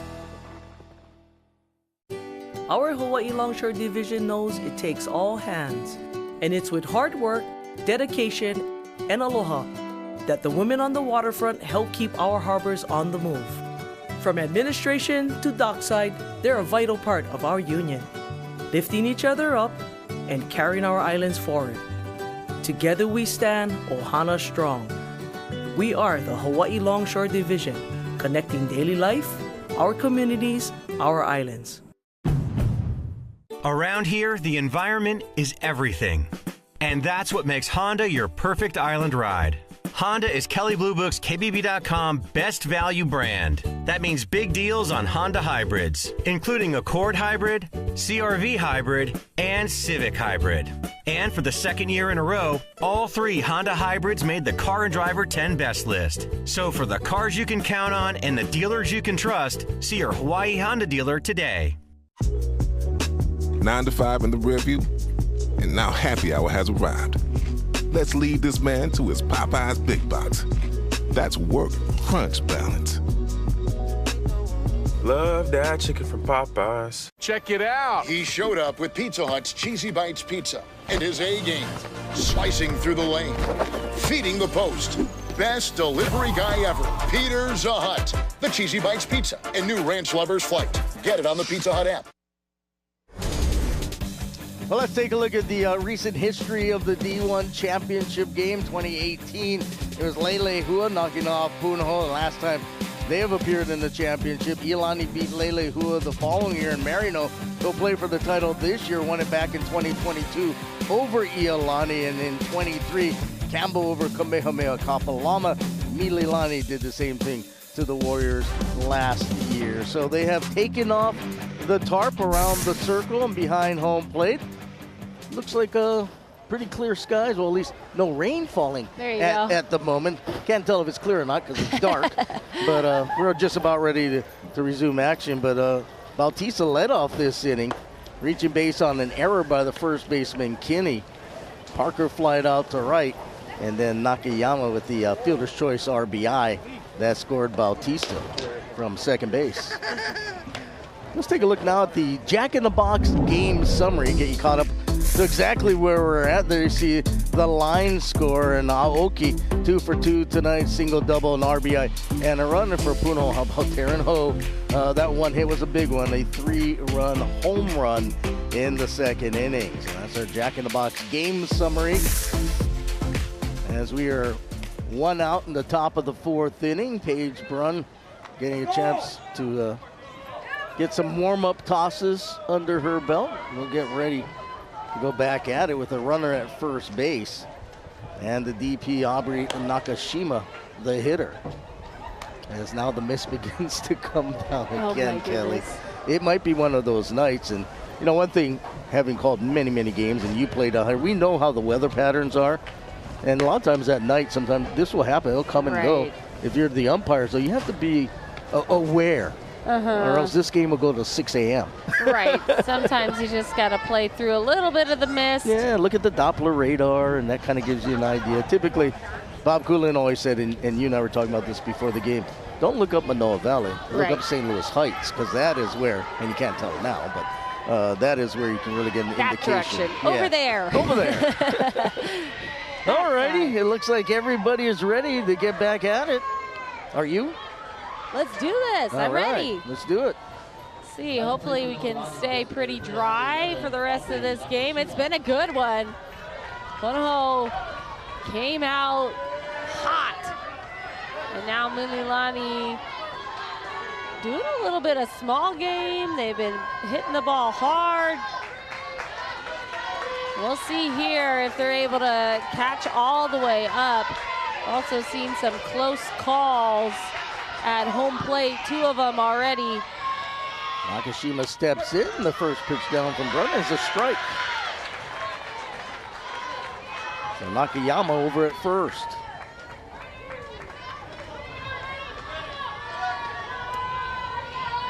We'll have to make sure we look at the weather forecast for tomorrow. That's a great point. The 0-1, that one hit into center field. That'll drop in for a base hit in front of Capello in center field, and 2 aboard now with 1 away for the Trojans. Yeah, hard hit ball, and Capello out there in center is lucky that didn't skip past her. With the ground wet, it's gonna have a little extra zip on it, especially off the turf, but she's able to glove it. Great job. She was charging hard, and then it took a fast bounce, but she was able to stop it. Hits column now is even at 5 as the number 9 hitter in the order. Cody Anchetta, the catcher, will step in. Runners at first and second. Over at second, Nakayama and Nakashima at first. And the pitch down from Brunn is a strike. Paige Brunn was cruising through the first couple of innings, ran into trouble in that third, and then took that line drive off the stomach. And that kind of has changed the complexion, at least to this point of this game, as that one was hit foul and out of play. Yeah, it really halted the whole game. They had her catching her breath. I think it seemed the majority of it was the wind got knocked out of her. Thank goodness. I mean, it was hit really hard. Could have broken a rib or something like that. I'd still be on the field right now. Yeah. Here's the 0-2 outside. No, yes, outside. We'll see if that affects her at all. Doesn't seem to have affected her velocity. Still throwing just as hard. 5-3 ball game. Run line delivers outside and low. Brunna has yet to walk a batter here in this one. She has yet to strike out somebody as well, but whatever Mililani is getting against her, they're going to have to earn. 2-2. High in the air, foul territory, left field side. Coming over and getting there in time is Tokumaru. Nice catch, 2 away. No, she missed it. Oh, did she miss it? Yeah, that was interesting. It looked like she was right on it and then just doesn't catch it. She's right there and just isn't able to glove it. Maybe it's the rain? And I could see why it fooled you. It totally fooled me. First look, because look, she just kind of casually keeps going. You know, if you're a scorekeeper, you could charge an error right there, keeping the hitter alive. So it stays 2-2 to Anchetta. We'll see if that comes back and that hurts Brunna or not. A lot of times if you're a scorekeeper, you can kind of wait to see what happens and you can make that call. And I think, too, she was looking right up into the rain, and maybe that was part of it. It was hard to follow. We'll see if it cost them. Here's the payoff. In the air again out towards the left side. That time he'll go foul. But it clearly looked like a ball that should have been caught. Right, she was there. Almost seemed like she was right underneath it, but just wasn't able to snag it. And gives a little bit extra life to Anchetta. 3 balls, 2 strikes, 1 away. A runner at first and second base here in the top of the 4th inning. And the payoff is upstairs, ball 4, and the bags are full of Trojans. As going to third is Nakashima goes to second. Anchetta is at first. We'll see. Punahou's fans are fired up right now. They want this check swing called a strike. I don't think she went around. Do you? That's tough. I don't know. That one's on the line for me. It could go either way. You got a courtesy runner there at first base. Here's a good side view. No, that's not a swing. She didn't. No swing. No, yeah, that's not a swing. Here's the top of the order, Kahiao Aina, the shortstop. Aina hitting from the left side. Did have a triple. She kind of sparked things in that 2-run 3rd inning, and she hit a 2 RBI triple down the left field line. Eventually came around and scored. Nakasune courtesy running over there for the catcher, and Chetta.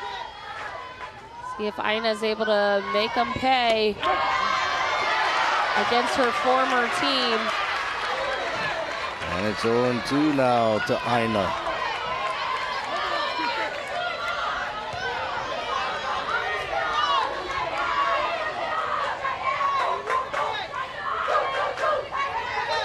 The pitch coming from Brunn, bounced to first base, but foul.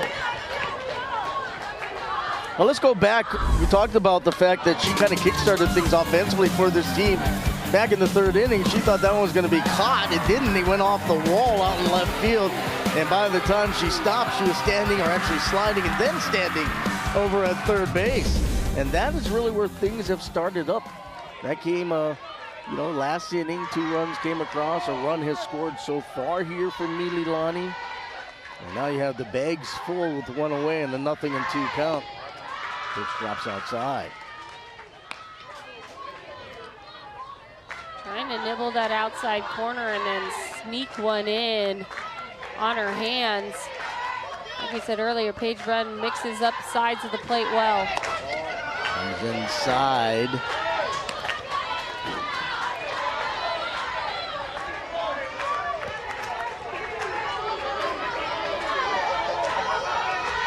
Brunn's got to figure out How to retire Aina right here. It's now full, 3 balls and 2 strikes. Nowhere to put Kahiao Aina.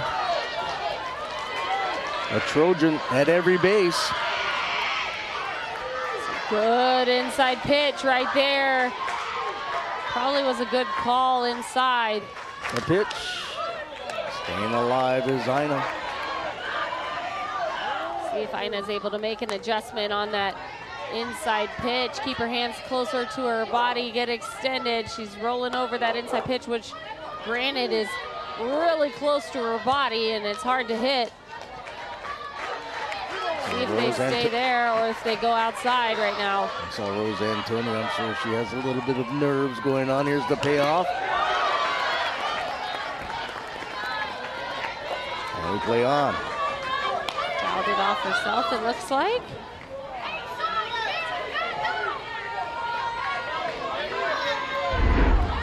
Let's see here. Another tight inside pitch. Fouls it off her hip.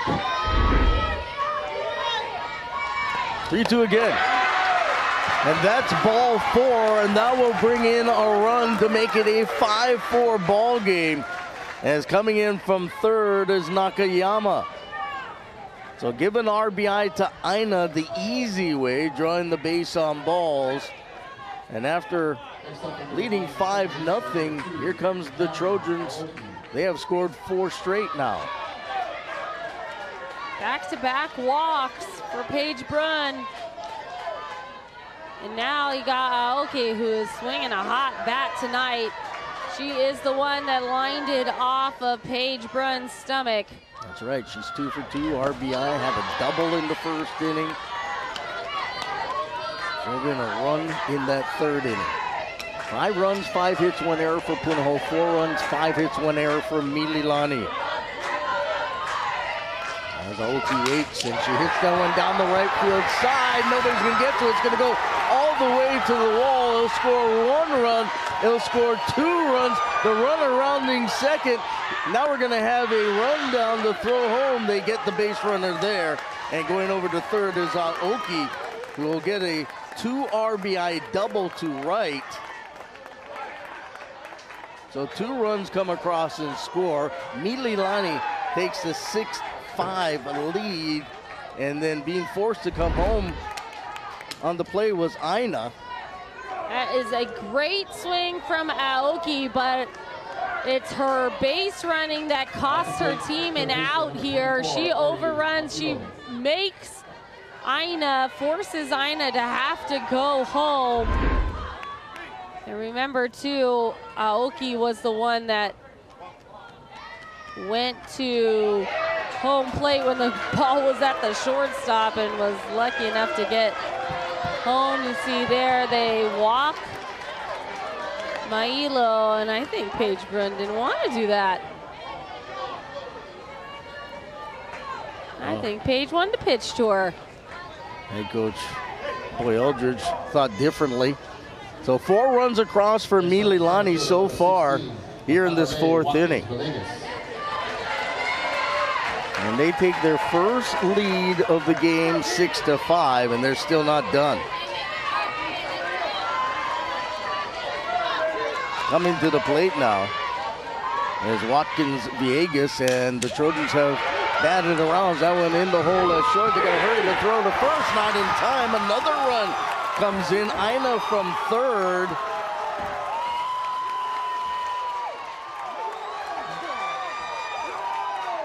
Man, the hits just keep on coming. Makadale not able to hit this very hard, tops it over, but deep enough in the hole to leg it out. Good play from Taryn Hole, deep at short, but safe at first. Mililani scores another run. Taking it away right here from Punahou. So it's been a 5-run top of the 4th inning for the Trojans. They still have runners at first and second.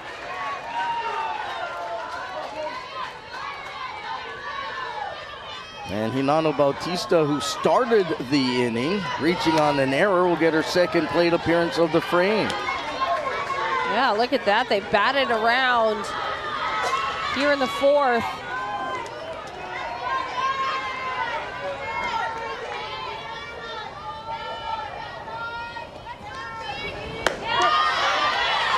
And Bautista takes a strike right there. 1-1.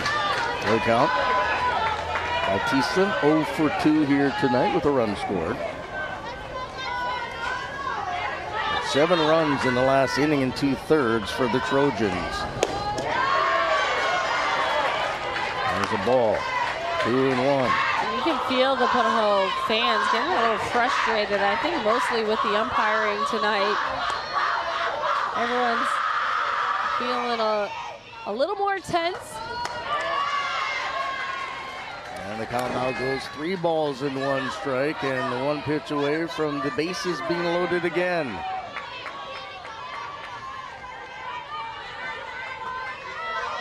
One has to dig deep right here.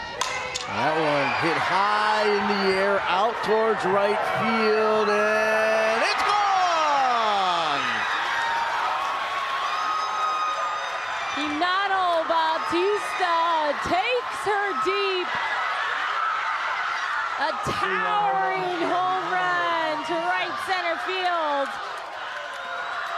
There's her mom, fired up. There's the him hat. Her 9th home run of the season. Hinano gets a hold of that one. That one hung up there for a long time. Great job by Cox. Almost able to get it, just runs out of room. And Mililani has broken this game open. They certainly have, with an 8 spot, and the inning is still going, as Emma Parker is the 11th hitter to come to the plate. Parker, the first baseman, earlier this inning, flied out to right, and earlier than that, she flied out to right as well.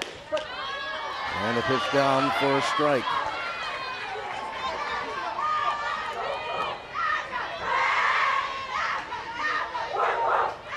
So Hinano Bautista, who started the game in the circle for Mililani, with the big hit. There's ground ball back up the middle into center field. And they just keep finding the holes. Hitting is contagious over there in Mililani.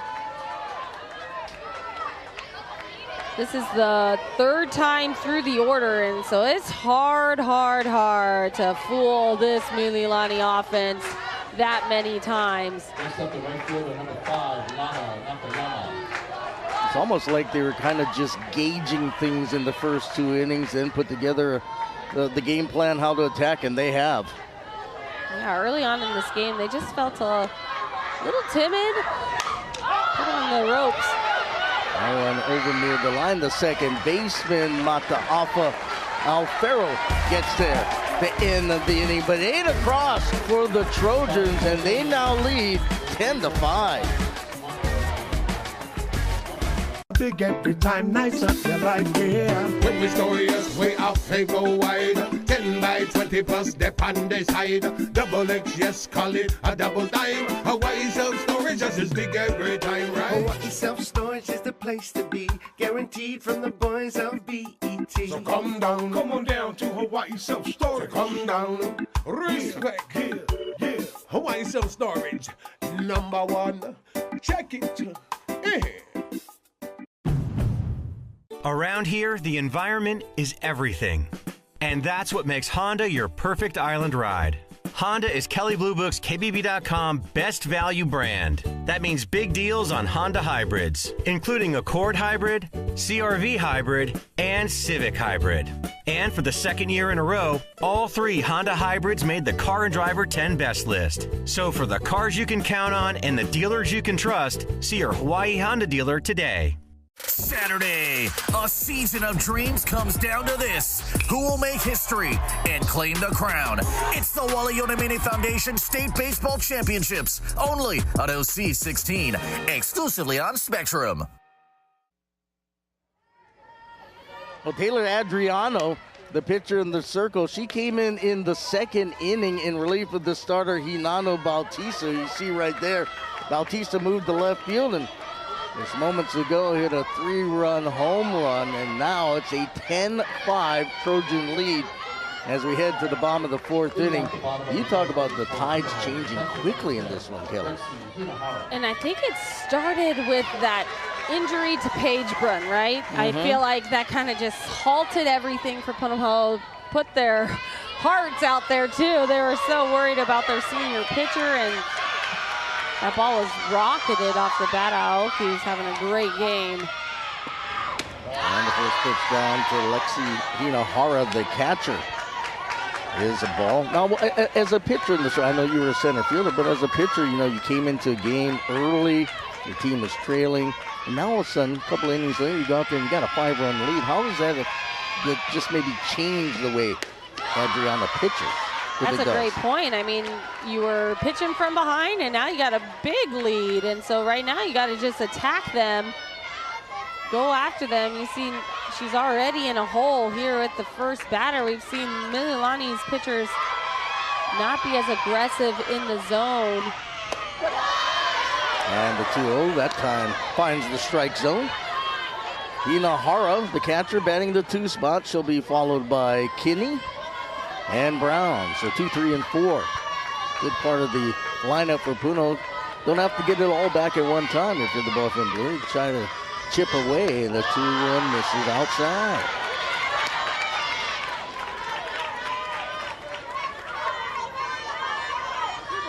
Parker comes over to give a little moral support.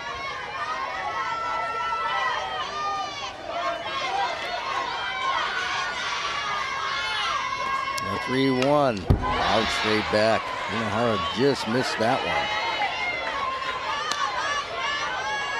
one. Worked her way back into this at bat as Adriano. She was down 2-0. Now gets it back to a 3-2 to Hinahara, who hit a home run and knocked out Hinana Bautista from the circle. See if she can do it again here. So the count full to the leadoff hitter. Hinahara awaits. Here comes the pitch. Adriano popped up on the infield, right side. Second baseman Aoki will make the catch, 1 away. Aoki, a really good defensive second baseman. This entire infield for Mililani has really good gloves. Nothing gets past them very easily out there in the brown and gold. Austin Kinney, the first baseman, singled and scored back in the first, fly to right in the second. And inside the first pitch. 10 runs, 9 hits, 1 error for Mililani. For Punahou, 5 runs, 5 hits, and 1 error. But Punahou got all their runs first. It's been a game of runs, and that one is hit well out towards left center field, and that one is off the fence, and it was hit so hard and got out there so quickly. Kinney was held to a long single. I think everybody was holding their breath to see if that got out of here. From up here, it's hard to tell where that actually hit off the fence. A hard line drive, just off the very top. Well, an inch or two more, and that one's probably out of here. Saw a ball hit off the top of the wall in center field and go over earlier. That was literally a softball too low. Missed a home run by that much. And Lee Brown, the third baseman, has singled and walked.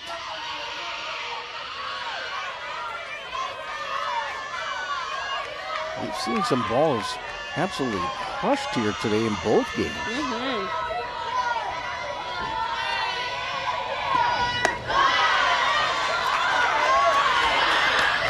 2-0. Now the count to Brown. On deck, Capello.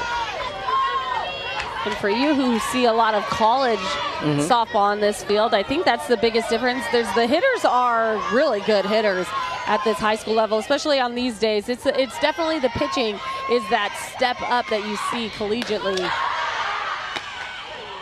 Well, you look at just college baseball in general, and you look at the University of Hawaii and how many local girls end up playing at the highest level of college softball. I mean, there is a lot of good talent in Hawaii, and the coaches know.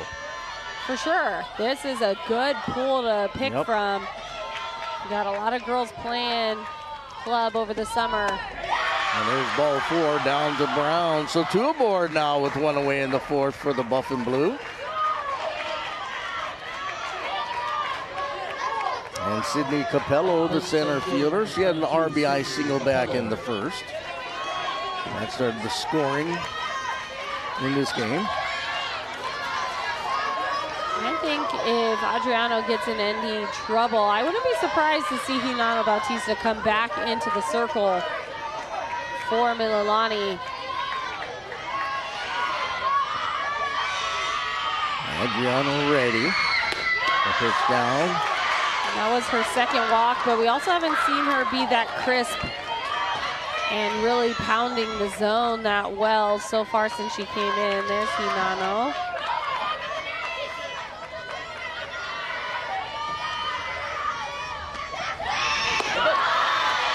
That's a nice pitch, dropping in for a strike from Taylor Adriano.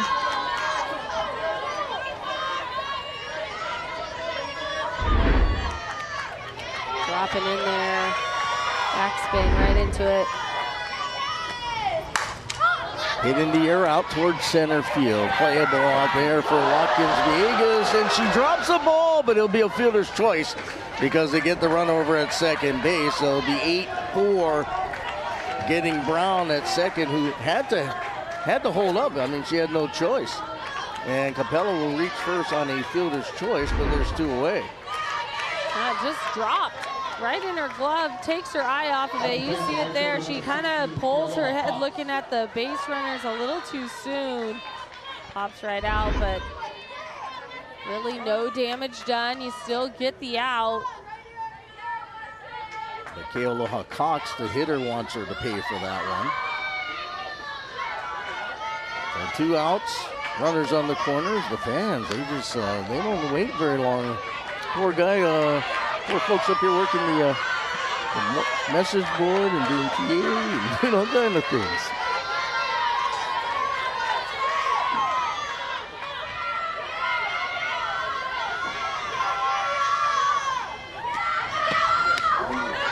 There's the ball. If you're Punahou, though, you have a situation like this, you're down by 5, you're in the middle part of this game. You've got to find a way to get that runner from 3rd at least in. Right. You want to be able to at least chip away a little bit because you're running out of innings. We've seen Mililani have a big inning, though. That doesn't mean Punahou can either. Oh, Punahou's already had a big inning. They scored 4 in that second, right? So, yeah, you're right. They're more than capable.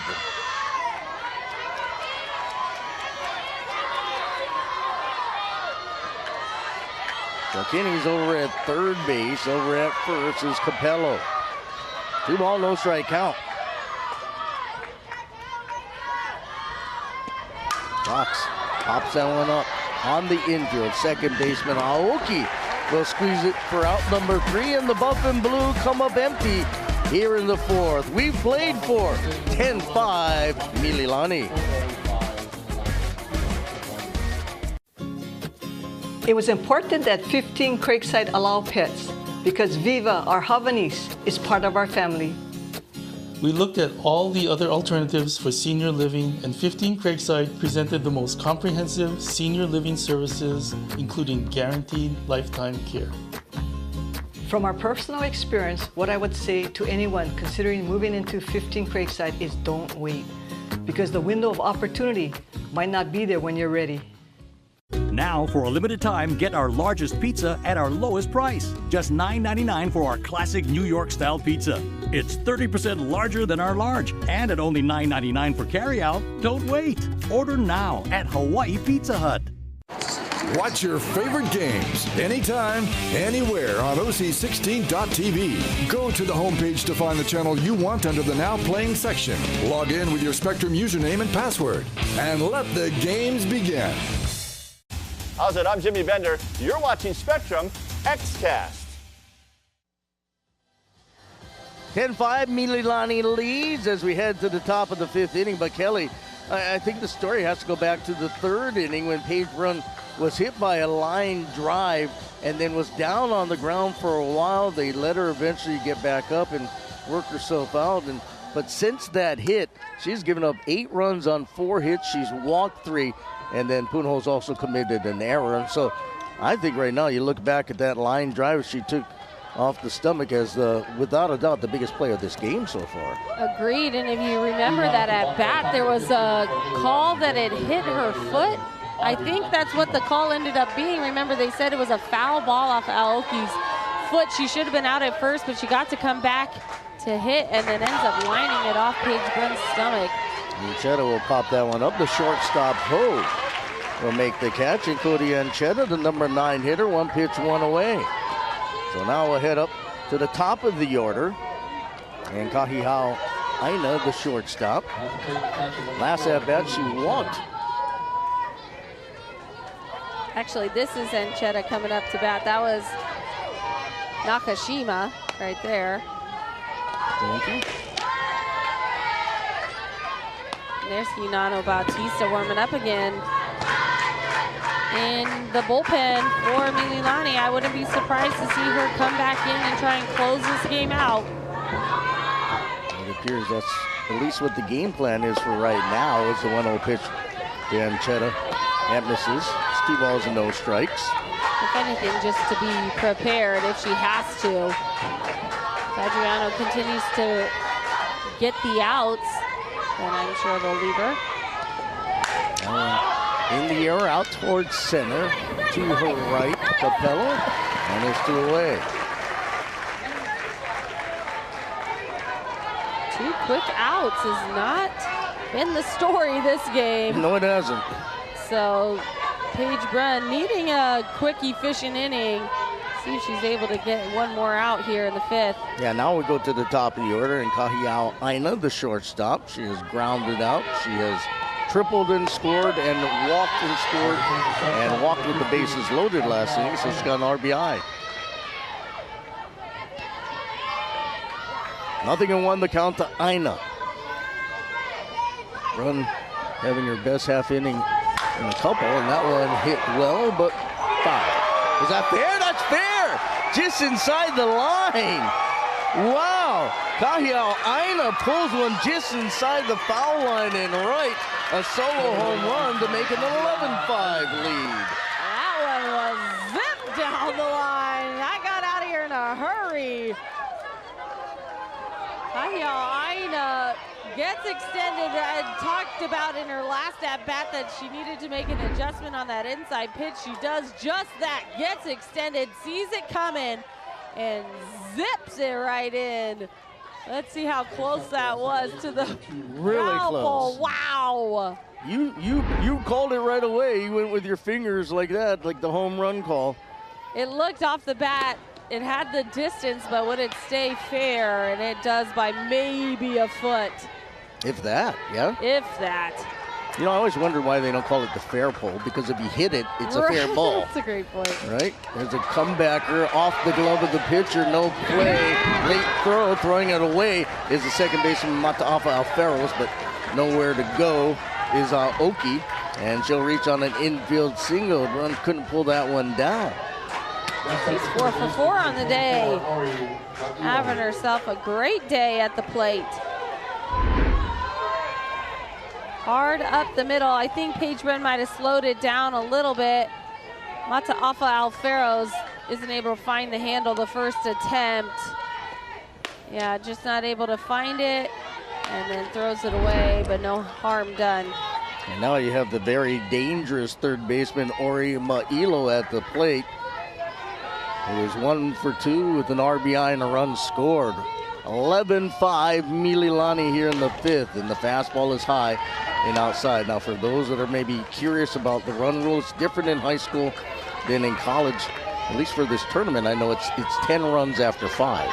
Yeah, I think we'll see if we get to that point. I don't know. Mililani They've been hitting the ball really well these last few innings. It's another scary hitter. And that's the damage that Mililani can do. Anyone can hit it out. And there's ball 4. And so Mailo will go down the first. That will move Aoki to second base. And that was not an intentional walk, but basically the exact same thing. The unintentional intentional walk, right? Way outside the zone in the other batter's box. Now the cleanup hitter. And Watkins Villegas takes a strike. The center fielder. It's grounded out, popped out. Scored a run and single.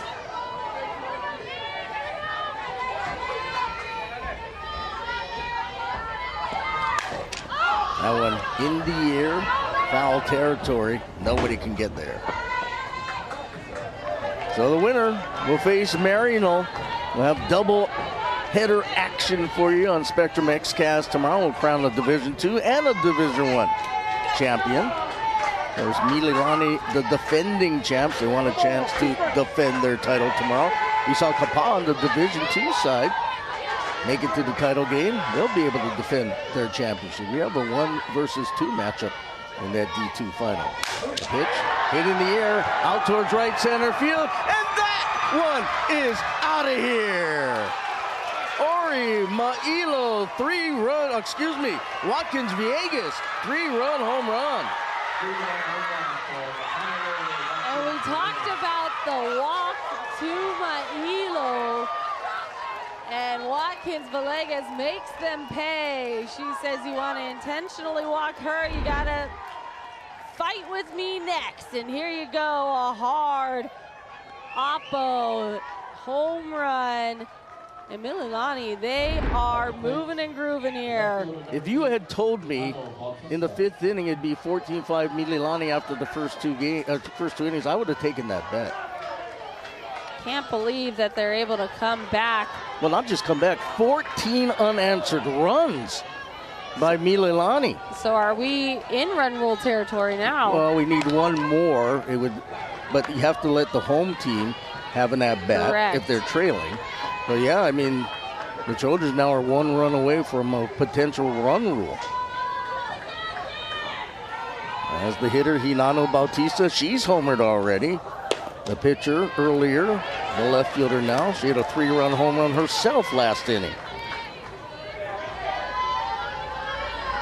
14 runs on 12 hits and 2 errors for Mililani, 5, 6, and 1 for Punahou as that one comes inside. And it's now 3 balls and no strikes. And I guess Coach Eldridge just doesn't have any more pitching. No, this is it. He's going to ride her to the end, and that's why she stayed in after her injury. I think if there had been any probable number 2 pitcher that he had, anyone that he felt confident in, he would have automatically taken her off and they could have assessed her in the dugout. But instead, because she is it in the circle for Punahou, she had to stay out there. And 3-1 misses ball 4. So Bautista will go down to first base, still 2 away. The inning continues, and what happened over there? She rounded second, thought she could go all the way. On that walk, she tried to sneak into second. They pick her off on a walk.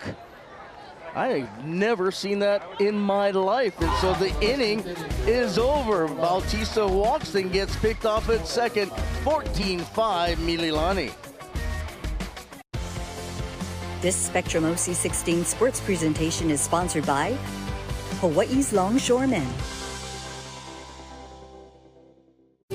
Our Hawaii Longshore Division knows it takes all hands, and it's with hard work, dedication, and aloha that the women on the waterfront help keep our harbors on the move.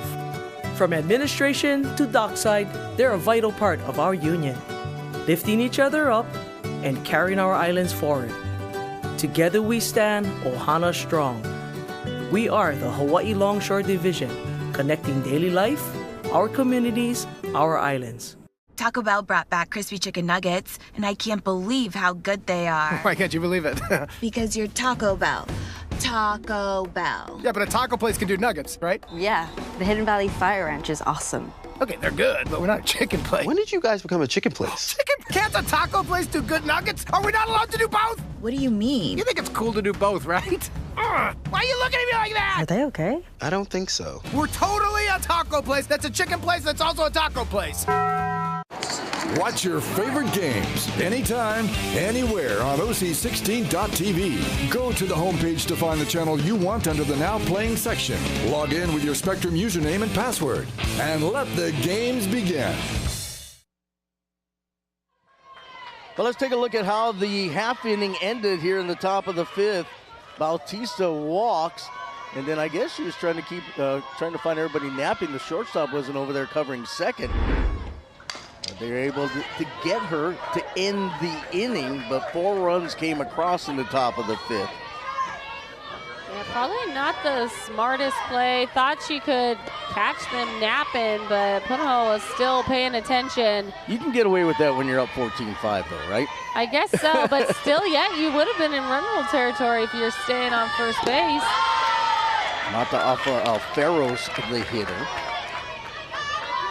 Punahou, the single run in the first, 4 in the second. They were up 5-0 since then. For Mililani, 2 in the third, 8 in the fourth, 4 in the fifth. And there's a strike down from Taylor Adriano. Second pitcher of the ball game for Mililani. She came in the second, and she has been the beneficiary not only of her team's offense, but she's also kept Punahou in check. Doing her job in the circle. Absolutely, that one fouled back. And I think she'll stay in now that it's 14-5. I think they'll ride her unless Punahou starts making a charge back. I think we'll see Taylor to the end of this game, especially if you want to save Hinano for tomorrow. 1-2, lifted over third, now will land in fair territory and drift into foul. But staying over put at first is Mata Alfero's, and she has herself a leadoff single to start the fifth.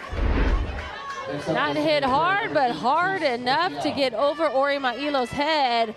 Stays fair. See Aina able to range over there and get to it to hold her to a single, but a leadoff hit for Punahou. And Chase Mokiao, the designated player, will be the hitter. She has walked and scored and ground out, put throw back to first and back in. It is Mata Alfero's.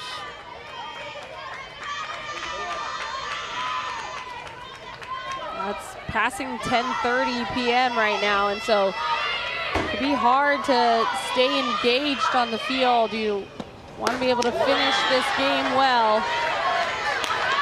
This game was supposed to start at 7, so they've probably been here since around 5:30.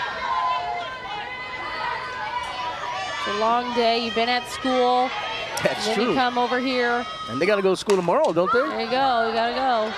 In the right, misplaying it. Did she make the catch? And Nakayama does. Looked like the ball just kind of, she was standing there waiting for it. Maybe it died. Kind of tailed towards the line. Mokiao. Let's see here. Ooh, did it bounce? No. Maybe she's able to snag it. Let's see. I think she got the glove under it. Either way, call is out. Able to make up for it and dive and catch that one. So left fielder Sarah Tokumaru, the number 9 hitter in the order, comes to the plate. The lefty looks at a strike. So one out here in the fifth, runner at first. The number 1 seed and defending state champ Mililani and Punahou. The 0-1. Popped up and making an effort was Ma'ilo. Good try. Came up just a tad bit short, and you see her big grin on her face. Good effort, though, towards the Punahou dugout there. Almost able to glove it and get underneath it. think Ori Mailo, going to Oklahoma, she's a good infielder as well. Not just a great hitter, but has the glove to still play defense, I think. And there's a cold strike 3 on the outside corner.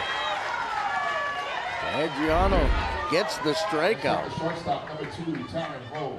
Gets the call. I think that might have been off the plate, but a good frame right there from Anchetta. Able to get the second out, a big second out in front of Taryn Ho. Yeah, Taryn Ho had the big hit in the second inning, a 3-run home run, which gave Mililani the lead for the first time. And she is grounded out and flied out. 2 down. Matafa Ferris still over at first base. Down by Anchetta. Anchetta loves to throw the ball, so if you're on first base, you gotta be ready, especially Emma Parker playing deep behind you. They're gonna try and pick you off at first, and respecting Taryn Ho's power. That one hit on the line out to left, but right there is the left fielder to make the grab. Bautista to end the frame. We'll head to the 6th. 14-5, Mililani.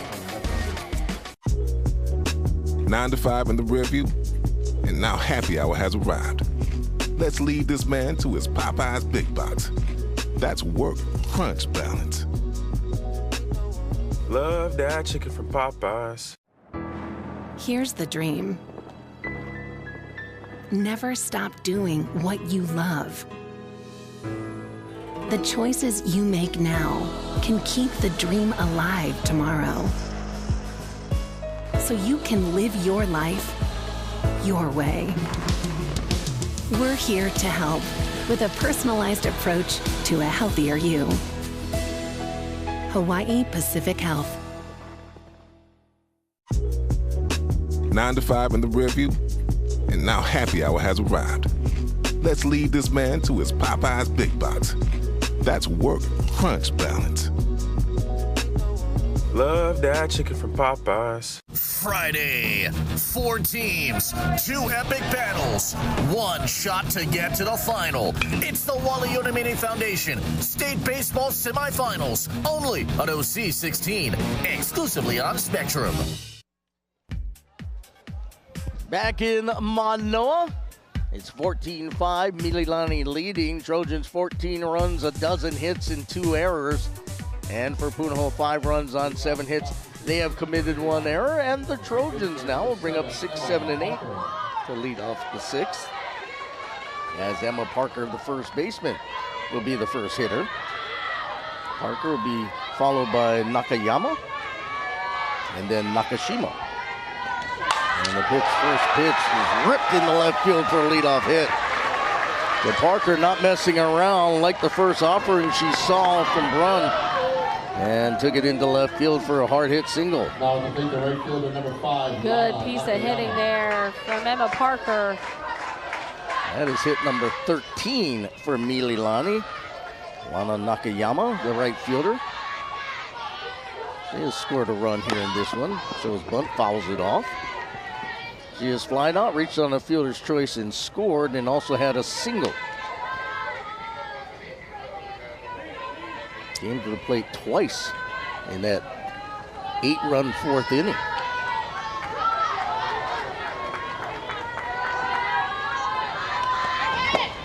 That one inside.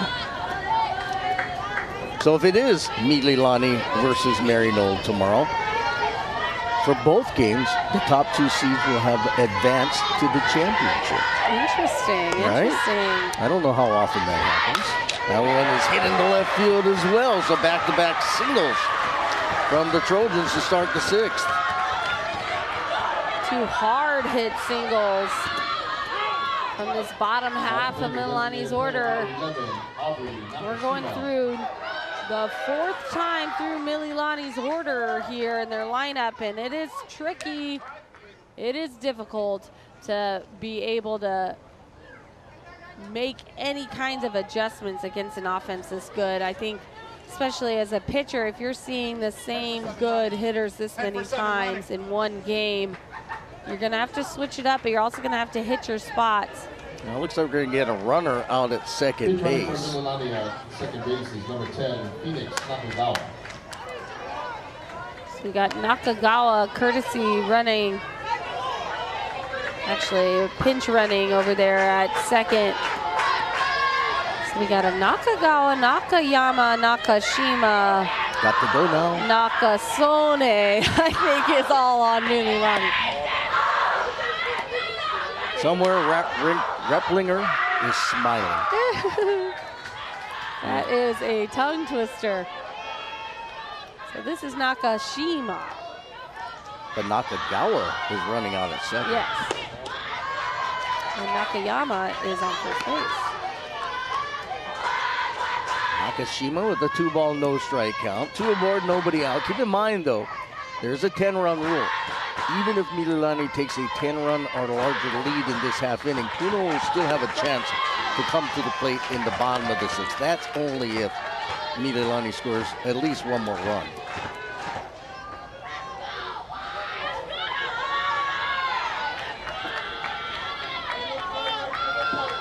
Panchetta on deck for the Trojans, and that one hit on the ground, back up the middle into center field. They're going to wave the runner around. The throw is wide and safe. They'll go down to third. They'll get the runner there.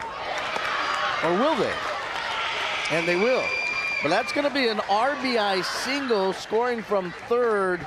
Nakagawa, the pinch runner, and eventually getting thrown out is Nakayama over at third base, but an RBI single for Nakashima. Coach Rose sending her from second base. The throw offline. What a throw from Hinahara from her knees over there to Brown.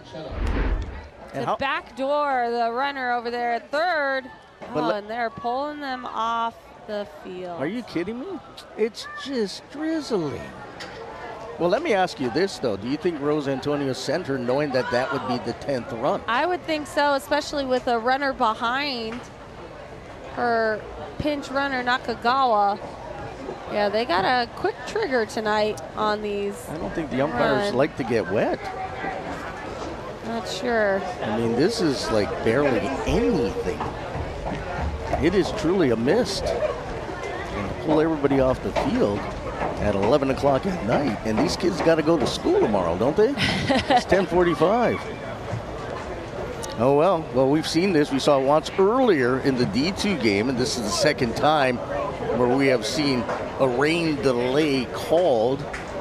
Earlier, it was a miss, but it did turn into pretty heavy rain, and I believe they also have access to the Doppler, so it's possible maybe it's just drizzling now, but maybe there's a little front that's supposed to go through Manoa first. So we're just sitting around here. We'll wait. It's a 15-5 ball game with a run across already in the 6th inning. 15 runs on 15 hits and 2 errors for Mililani, 5-7-1 for Punahou. And the way this thing started, Kelly, it kind of felt like it might be a one-sided game in favor of the Buff and Blue. I didn't see this coming.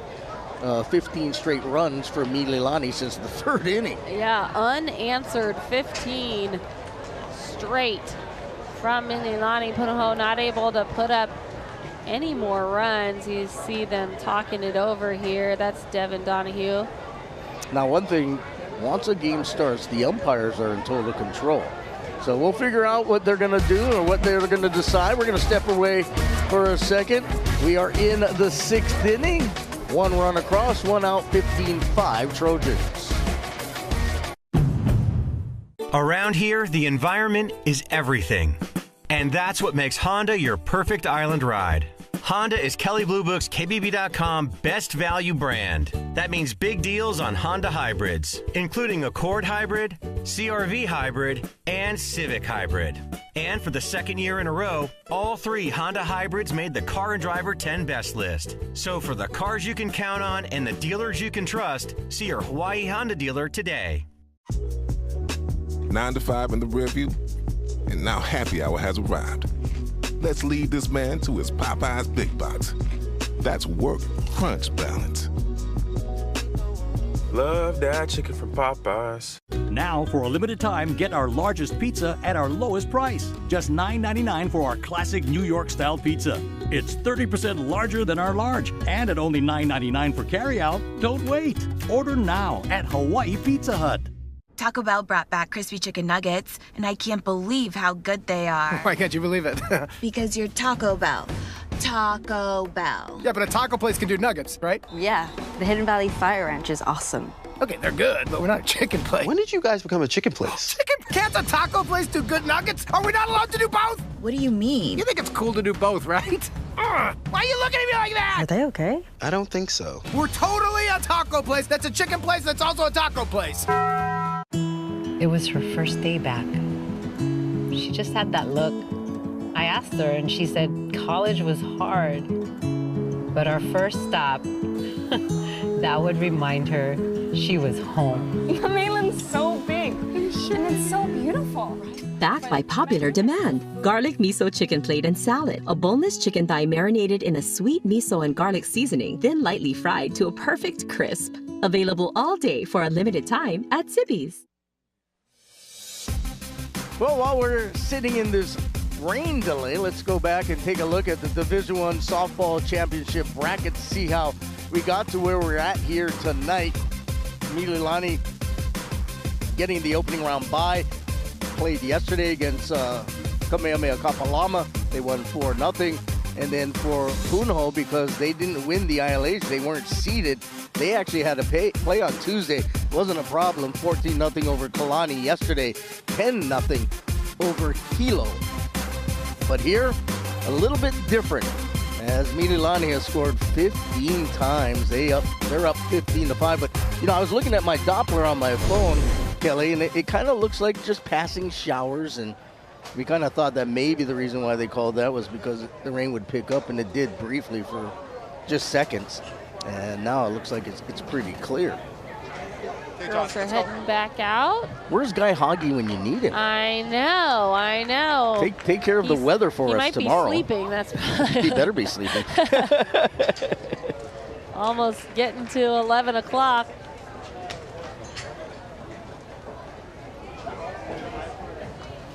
All right, let's take a look at the Taco Bell play of the game. We go back to the third inning. We were talking about things, and then you see the big 3-run home run off the bat of Taryn Ho, and that gave Mililani the lead. They haven't looked back since. Yeah, I think for Mililani, they've been swinging a hot bat since, and it's been tough go-around for Paige Brunn since she got a line drive off her stomach and has really changed the trajectory of this game. There's been a couple of close calls at home plate earlier on in the scoring for Mililani. I feel like that kind of changed the outcomes a little bit. And I got to correct myself. That was the 3-run home run in the 4th inning by Hinano Bautista, who was the starting pitcher. So that was Bautista's 3-run home run. We've seen a handful of home runs here in this one, but that was a big shot by Bautista. And it looks like we're ready to resume action after the brief rain delay. 1 away, runner at first, 1 run across. The number 9 hitter and catcher at the plate is Cody Anchetta.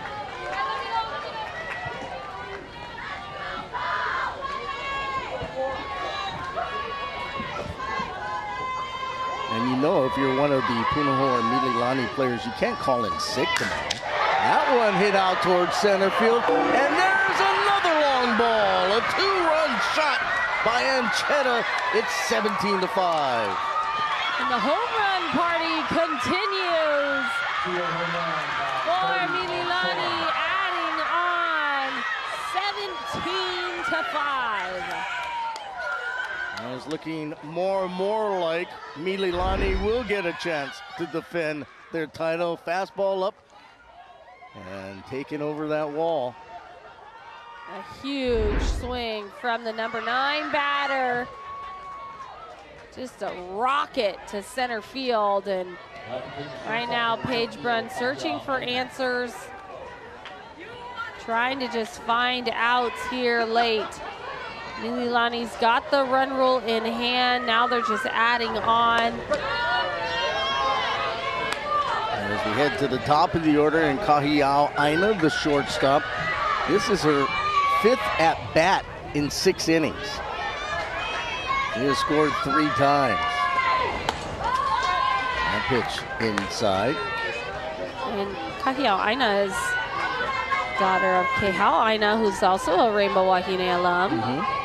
And her, Coach Rose, myself were over here the other day for Coach Bob Coolin's retirement party. Last Friday. Yeah. That was very cool. A bunch of alumni were in the house to celebrate Coach Bob retiring. There's one back up the middle. Second baseman up with it. Over to first is Mataafa Alferos for out number 2. Well, Punahou's going to have to score at least 3 runs in the bottom of the inning, or this game will be shortened to a 6-inning affair. Here comes Cameron Aoki, who's searching for her 5th hit of the day. She's had a terrific evening. She's had a strike. 3 RBIs, couple of runs scored. She hit a couple of doubles. What a day. It's an interesting spot to put a hitter like Aoki because she does have power. She's also capable of moving runners around. So hitting in that 2 spot is amazing for Mililani. That one's going to stay in the ballpark. Maybe the wind playing a little bit with it. It falls in front of Capello. And in at second base with a double is Aoki. Yeah, you're right. Maybe the wind kind of pulled her to the side a little bit. Doesn't read it off the bat very well. She might have landed on the ball. Capello hits, and then she kind of lands awkwardly trying to catch that ball. And that's her 3rd double of the game. Aoki racking up the total bases. Still 2 away. And here's Ori Mailo, who hit one out earlier. Actually, she didn't. She walked. And there's the ball hit out now. Clobbers that one. Right on cue. Like nobody's business. Such easy power. It's almost unfair. That's now a 19-5 game. That is a shot. Easy power. That was way deep into the tennis courts. And she knows it. Talk about swagger. This girl's got it in spades. And Ori Mailo, not very many high schoolers bat flip. She does it quite often because you can hit no doubters. You can do that when you can do that, right? Right, when you can hit no doubters and you've got the swagger to back it up. And I think we're going to get a pitching change with 2 outs here in the 6th inning. I think I saw a signal to the left field bullpen for the Buff and Blue, and so we'll see if they do bring in another pitcher. And it looks like they will. We'll take a break and come back and tell you all about the new pitcher, 2 away, 19-5 Trojans. Now, for a limited time, get our largest pizza at our lowest price. Just $9.99 for our classic New York-style pizza.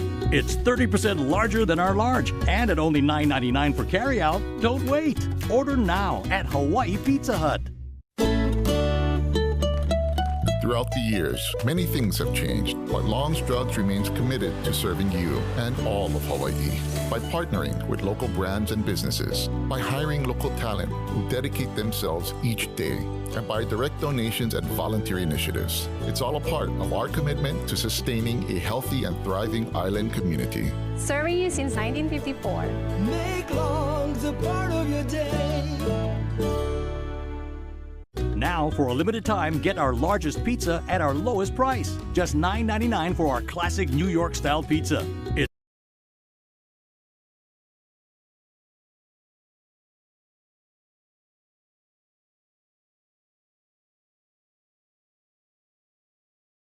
One final day, one final chance, one shot at glory.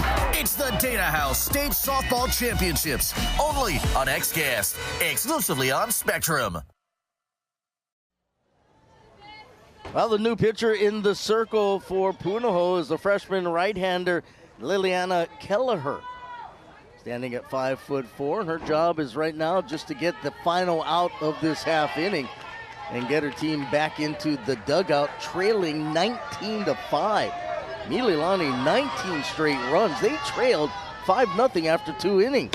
And Kelleher gets the strike down to Watkins Viegas. You got to give credit to Paige Brunn for gutting it out this whole time. Absolutely. And Coach Boy having to ride her to the end and really not having any other choice but to switch her out after you give up that many home runs, take one off the stomach. That really had to be, you have to look back, and I don't know if that would have changed the outcome on this game, but it definitely changed the game. The momentum felt like Punahou felt a little more shaky because their stud in the circle wasn't feeling 100%, and since that happened in the 3rd inning, lots of runs have scored. Popped up, foul territory, first base side, and unable to get to it. Punahou, the catcher. Almost able to get to it, but just ran out of room. And man, my scorecard is a jumbled mess because of all these runs. Holy smokes, Mililani just pouring it on.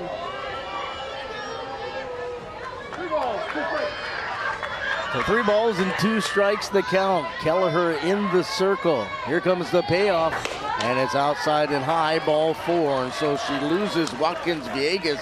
The inning continues, and here comes Inano Bautista, the left fielder. And if I'm counting right, I think Mililani has 5 home runs by 5 different girls. Sounds about right to me.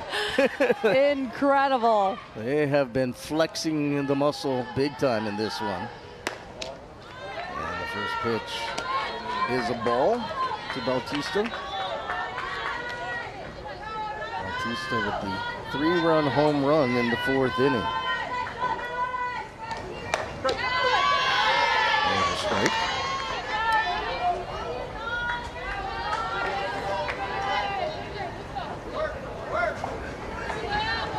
Marino versus the winner tomorrow. Pitch down by Kelleher for strike 2. Searching for that last out, needs a ball hit right to one of her defenders. Needs to make a pitch right here. Here it comes, floats outside. It's a tough spot to come in as a freshman. Good experience though. Coming in behind a senior like Paige Brunn and getting some state tournament experience. That one forces the batter to duck out of the way. Bautista, self-preservation. And Punahou, who has a big senior class that'll be graduating, they're going to have a lot of pucos to fill next year, one of them being that circle. The payoff, little foul. So they're going to need to find an answer. Maybe they will have more freshmen coming in behind this class, but still you're going to have a lot of shoes to fill next year. Popped up. And that one will make its way into the grandstand. Lots of fans still here. Yeah, there's still quite a few fans, and they've endured a couple of rain delays and a lot of other things. I'm sure the Mililani ones are quite willing to stay in the rain to watch this kind of win. And there's Pal.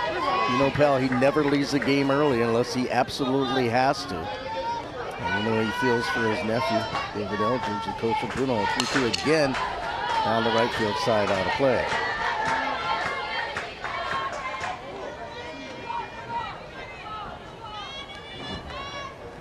get a new ball. That one wet. The grass a little slick. We're seeing the Manoa mist come down a little bit. We'll sure hope they stay out there and try and finish. Don't say it too loud. The I umpire know, he might hear me. All right, we'll do the 3-2 pitch again. In the air, out towards center. Circling under Capello, and she's there to make the catch for the final out. But the Trojans add on 5 more. And we'll head to the bottom of the 6th, 19-5, Mililani. Hardware Hawaii, your Kapolei hardware store. Here at Hardware Hawaii Kapolei, we got you covered for all your project and essential household needs. Got a building project? With our main lumber yard, we got all the materials you need for your job. And like Brother Lloyd says, whether it be for home or work, we got it. We're in the heart of Kapolei, ready to serve you. Hardware Hawaii. Customer first in Kapolei. Taco Bell brought back crispy chicken nuggets, and I can't believe how good they are. Why can't you believe it? Because you're Taco Bell. Taco Bell. Yeah, but a taco place can do nuggets, right? Yeah, the Hidden Valley Fire Ranch is awesome. Okay, they're good, but we're not a chicken place. When did you guys become a chicken place? Chicken? Can't a taco place do good nuggets? Are we not allowed to do both? What do you mean? You think it's cool to do both, right? Why are you looking at me like that? Are they okay? I don't think so. We're totally a taco place that's a chicken place that's also a taco place. Well, as we get ready for the bottom of the 6th inning, the skies have opened, so we're in our 3rd rain delay of this one, so we can look at the Division II softball bracket, because we'll have the D2 championship tomorrow beginning at 4:30. It's going to be a matchup of number 1 Kapa'a and number 2 Pearl City. Pearl City yesterday in the quarterfinal won 13-7 over Radford. Earlier this afternoon, it was a 15-9 win over Waimea for Kapa'a. They have been impressive. 15-1 over Kailua, and then 17-0 over Pac-5. A 5-inning shortened game because of the run rule, and a no-hitter for Kapa'a in that one as well. So we'll have that one at 4:30, followed by the championship of Division I. Marino, more than likely it appears, will be against Mililani, because we're in the bottom of the 6th inning now. It's more than a 10-run lead for Punahou, so the game can come to an end if Punahou doesn't make it less than a 10-run lead for Mililani. Yeah, you're exactly right. That's a pretty big deficit to come back from, and obviously the momentum and motivation is not quite there right now, especially with the rain. And what's been hard is, yeah, it's hard to gain that momentum when you keep coming off the field like this. The fans wanting to see this one finish out. They put the tarps back on the circle and the home plate, but the rain is ceasing again right now, so we'll see how quickly they take it off. You can tell that the infield is getting pretty slick, but still playable. Well, I guess I want to ask you this, because you probably would know, but you know, if Mililani wins this game, I mean, what do you think about the matchup between the 1 Mililani and the 2 seed Marino? I mean, we're going to see a 1-2 matchup with D2 as well. Yeah, I think it's going to come down to Cassie Cruz for Marino. Is she able to stop this offense of Mililani? Pretty incredible to see this type of demonstration of power, especially from all 9 in the lineup. Like we said, I think 5 home runs from 5 different girls. So we'll see what we've got tomorrow. All righty, we are in a rain delay. Bottom of the 6th inning. We'll take a break, come back, and have more from Manoa. Here's the dream. Never stop doing what you love. The choices you make now can keep the dream alive tomorrow. So you can live your life your way. We're here to help with a personalized approach to a healthier you. Hawaii Pacific Health. Our Hawaii Longshore Division knows it takes all hands, and it's with hard work, dedication, and aloha that the women on the waterfront help keep our harbors on the move. From administration to dockside, they're a vital part of our union, lifting each other up and carrying our islands forward. Together we stand, Ohana strong. We are the Hawaii Longshore Division, connecting daily life, our communities, our islands. Around here, the environment is everything. And that's what makes Honda your perfect island ride. Honda is Kelley Blue Book's KBB.com best value brand. That means big deals on Honda hybrids, including Accord Hybrid, CR-V Hybrid, and Civic Hybrid. And for the second year in a row, all 3 Honda hybrids made the Car and Driver 10 Best list. So for the cars you can count on and the dealers you can trust, see your Hawaii Honda dealer today. 9 to 5 in the rear view, and now happy hour has arrived. Let's lead this man to his Popeye's Big Box. That's work-crunch balance. Love that chicken from Popeyes. Check it out. He showed up with Pizza Hut's Cheesy Bites Pizza and his A game. Slicing through the lane, feeding the post. Best delivery guy ever, Peter Zahut. The Cheesy Bites Pizza and new Ranch Lovers Flight. Get it on the Pizza Hut app. All right, one of the challenges of moving the tarp with some water on it is moving the tarp without leaking any of that brown water. And look at the job the grounds crew has done. They did it magnificently. Now they'll dump the water off over towards the third base dugout. And we're just about ready to resume action here. It's a 19-5 ball game. Mililani leads. Punahou coming up to take their hacks, see if they can find a way to extend this game. Once again, there is a 10-run rule. It's after 5, but if the home team is trailing, they do get another at-bat, and so that's the case here in the bottom of the 6th inning. They're keeping the infielders off the playing surface at the moment. It looks like they're going to do a little housekeeping, a little diamond dry out there. Looks like we're getting some new dirt.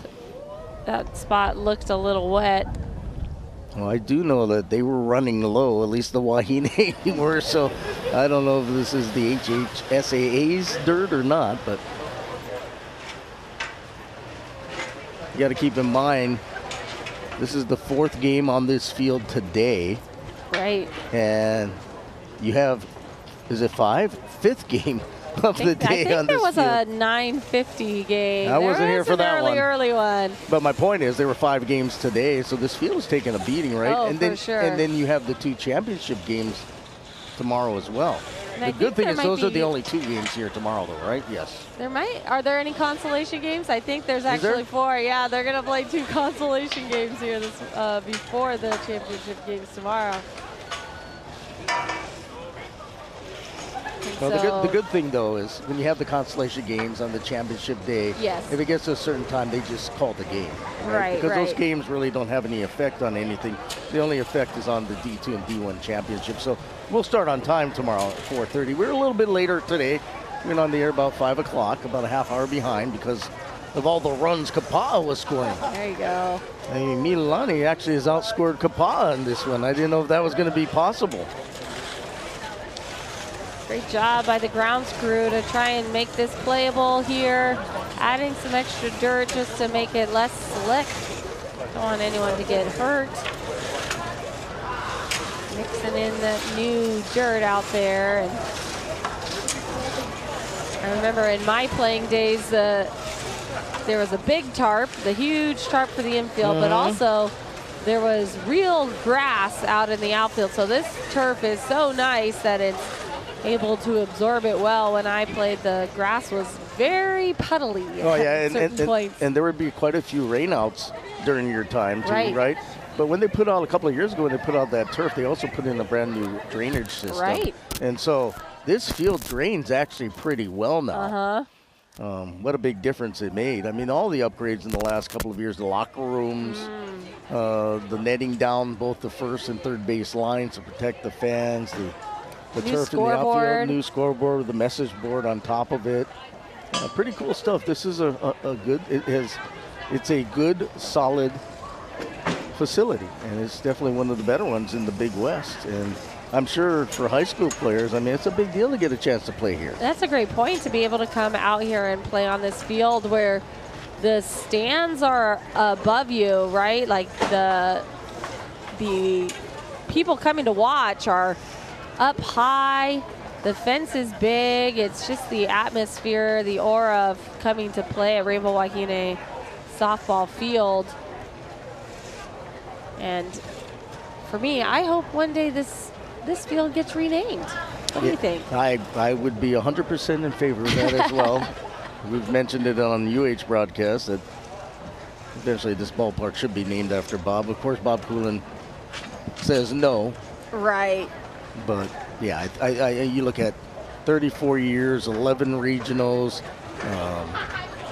5 conference championships, 2 super regionals, a College World Series, which you played in Oklahoma City. I think that resume is pretty good enough to be worthy of naming the stadium after. I would agree. I would hope they do that sooner rather than later.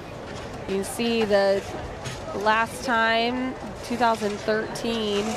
You were still playing back then. That was my senior year. Yes, 2010, 12, and 13. I was on those teams. Those were some winning great conference titles. Yeah, those were some really, really good teams. And the last title was in 2013 when Hawaii came back in to the Big West. But you didn't hear Hawaii earlier today at the Big West tournament took on #1 seed Cal State Fullerton and scored 9 runs in the 7th and final inning to win 11-5. Fullerton then had to play an elimination game later on today at their field, and they lost. And so Cal State Fullerton, the #1 seed in the Big West, went 0-2 on their home field. And that kind of just shows you how the Big West was this year, because there are a lot of different teams that could probably win that tournament, but Hawaii definitely has the inside track. All right, they're continuing to get the field ready after the rain delay. We'll step away and be back.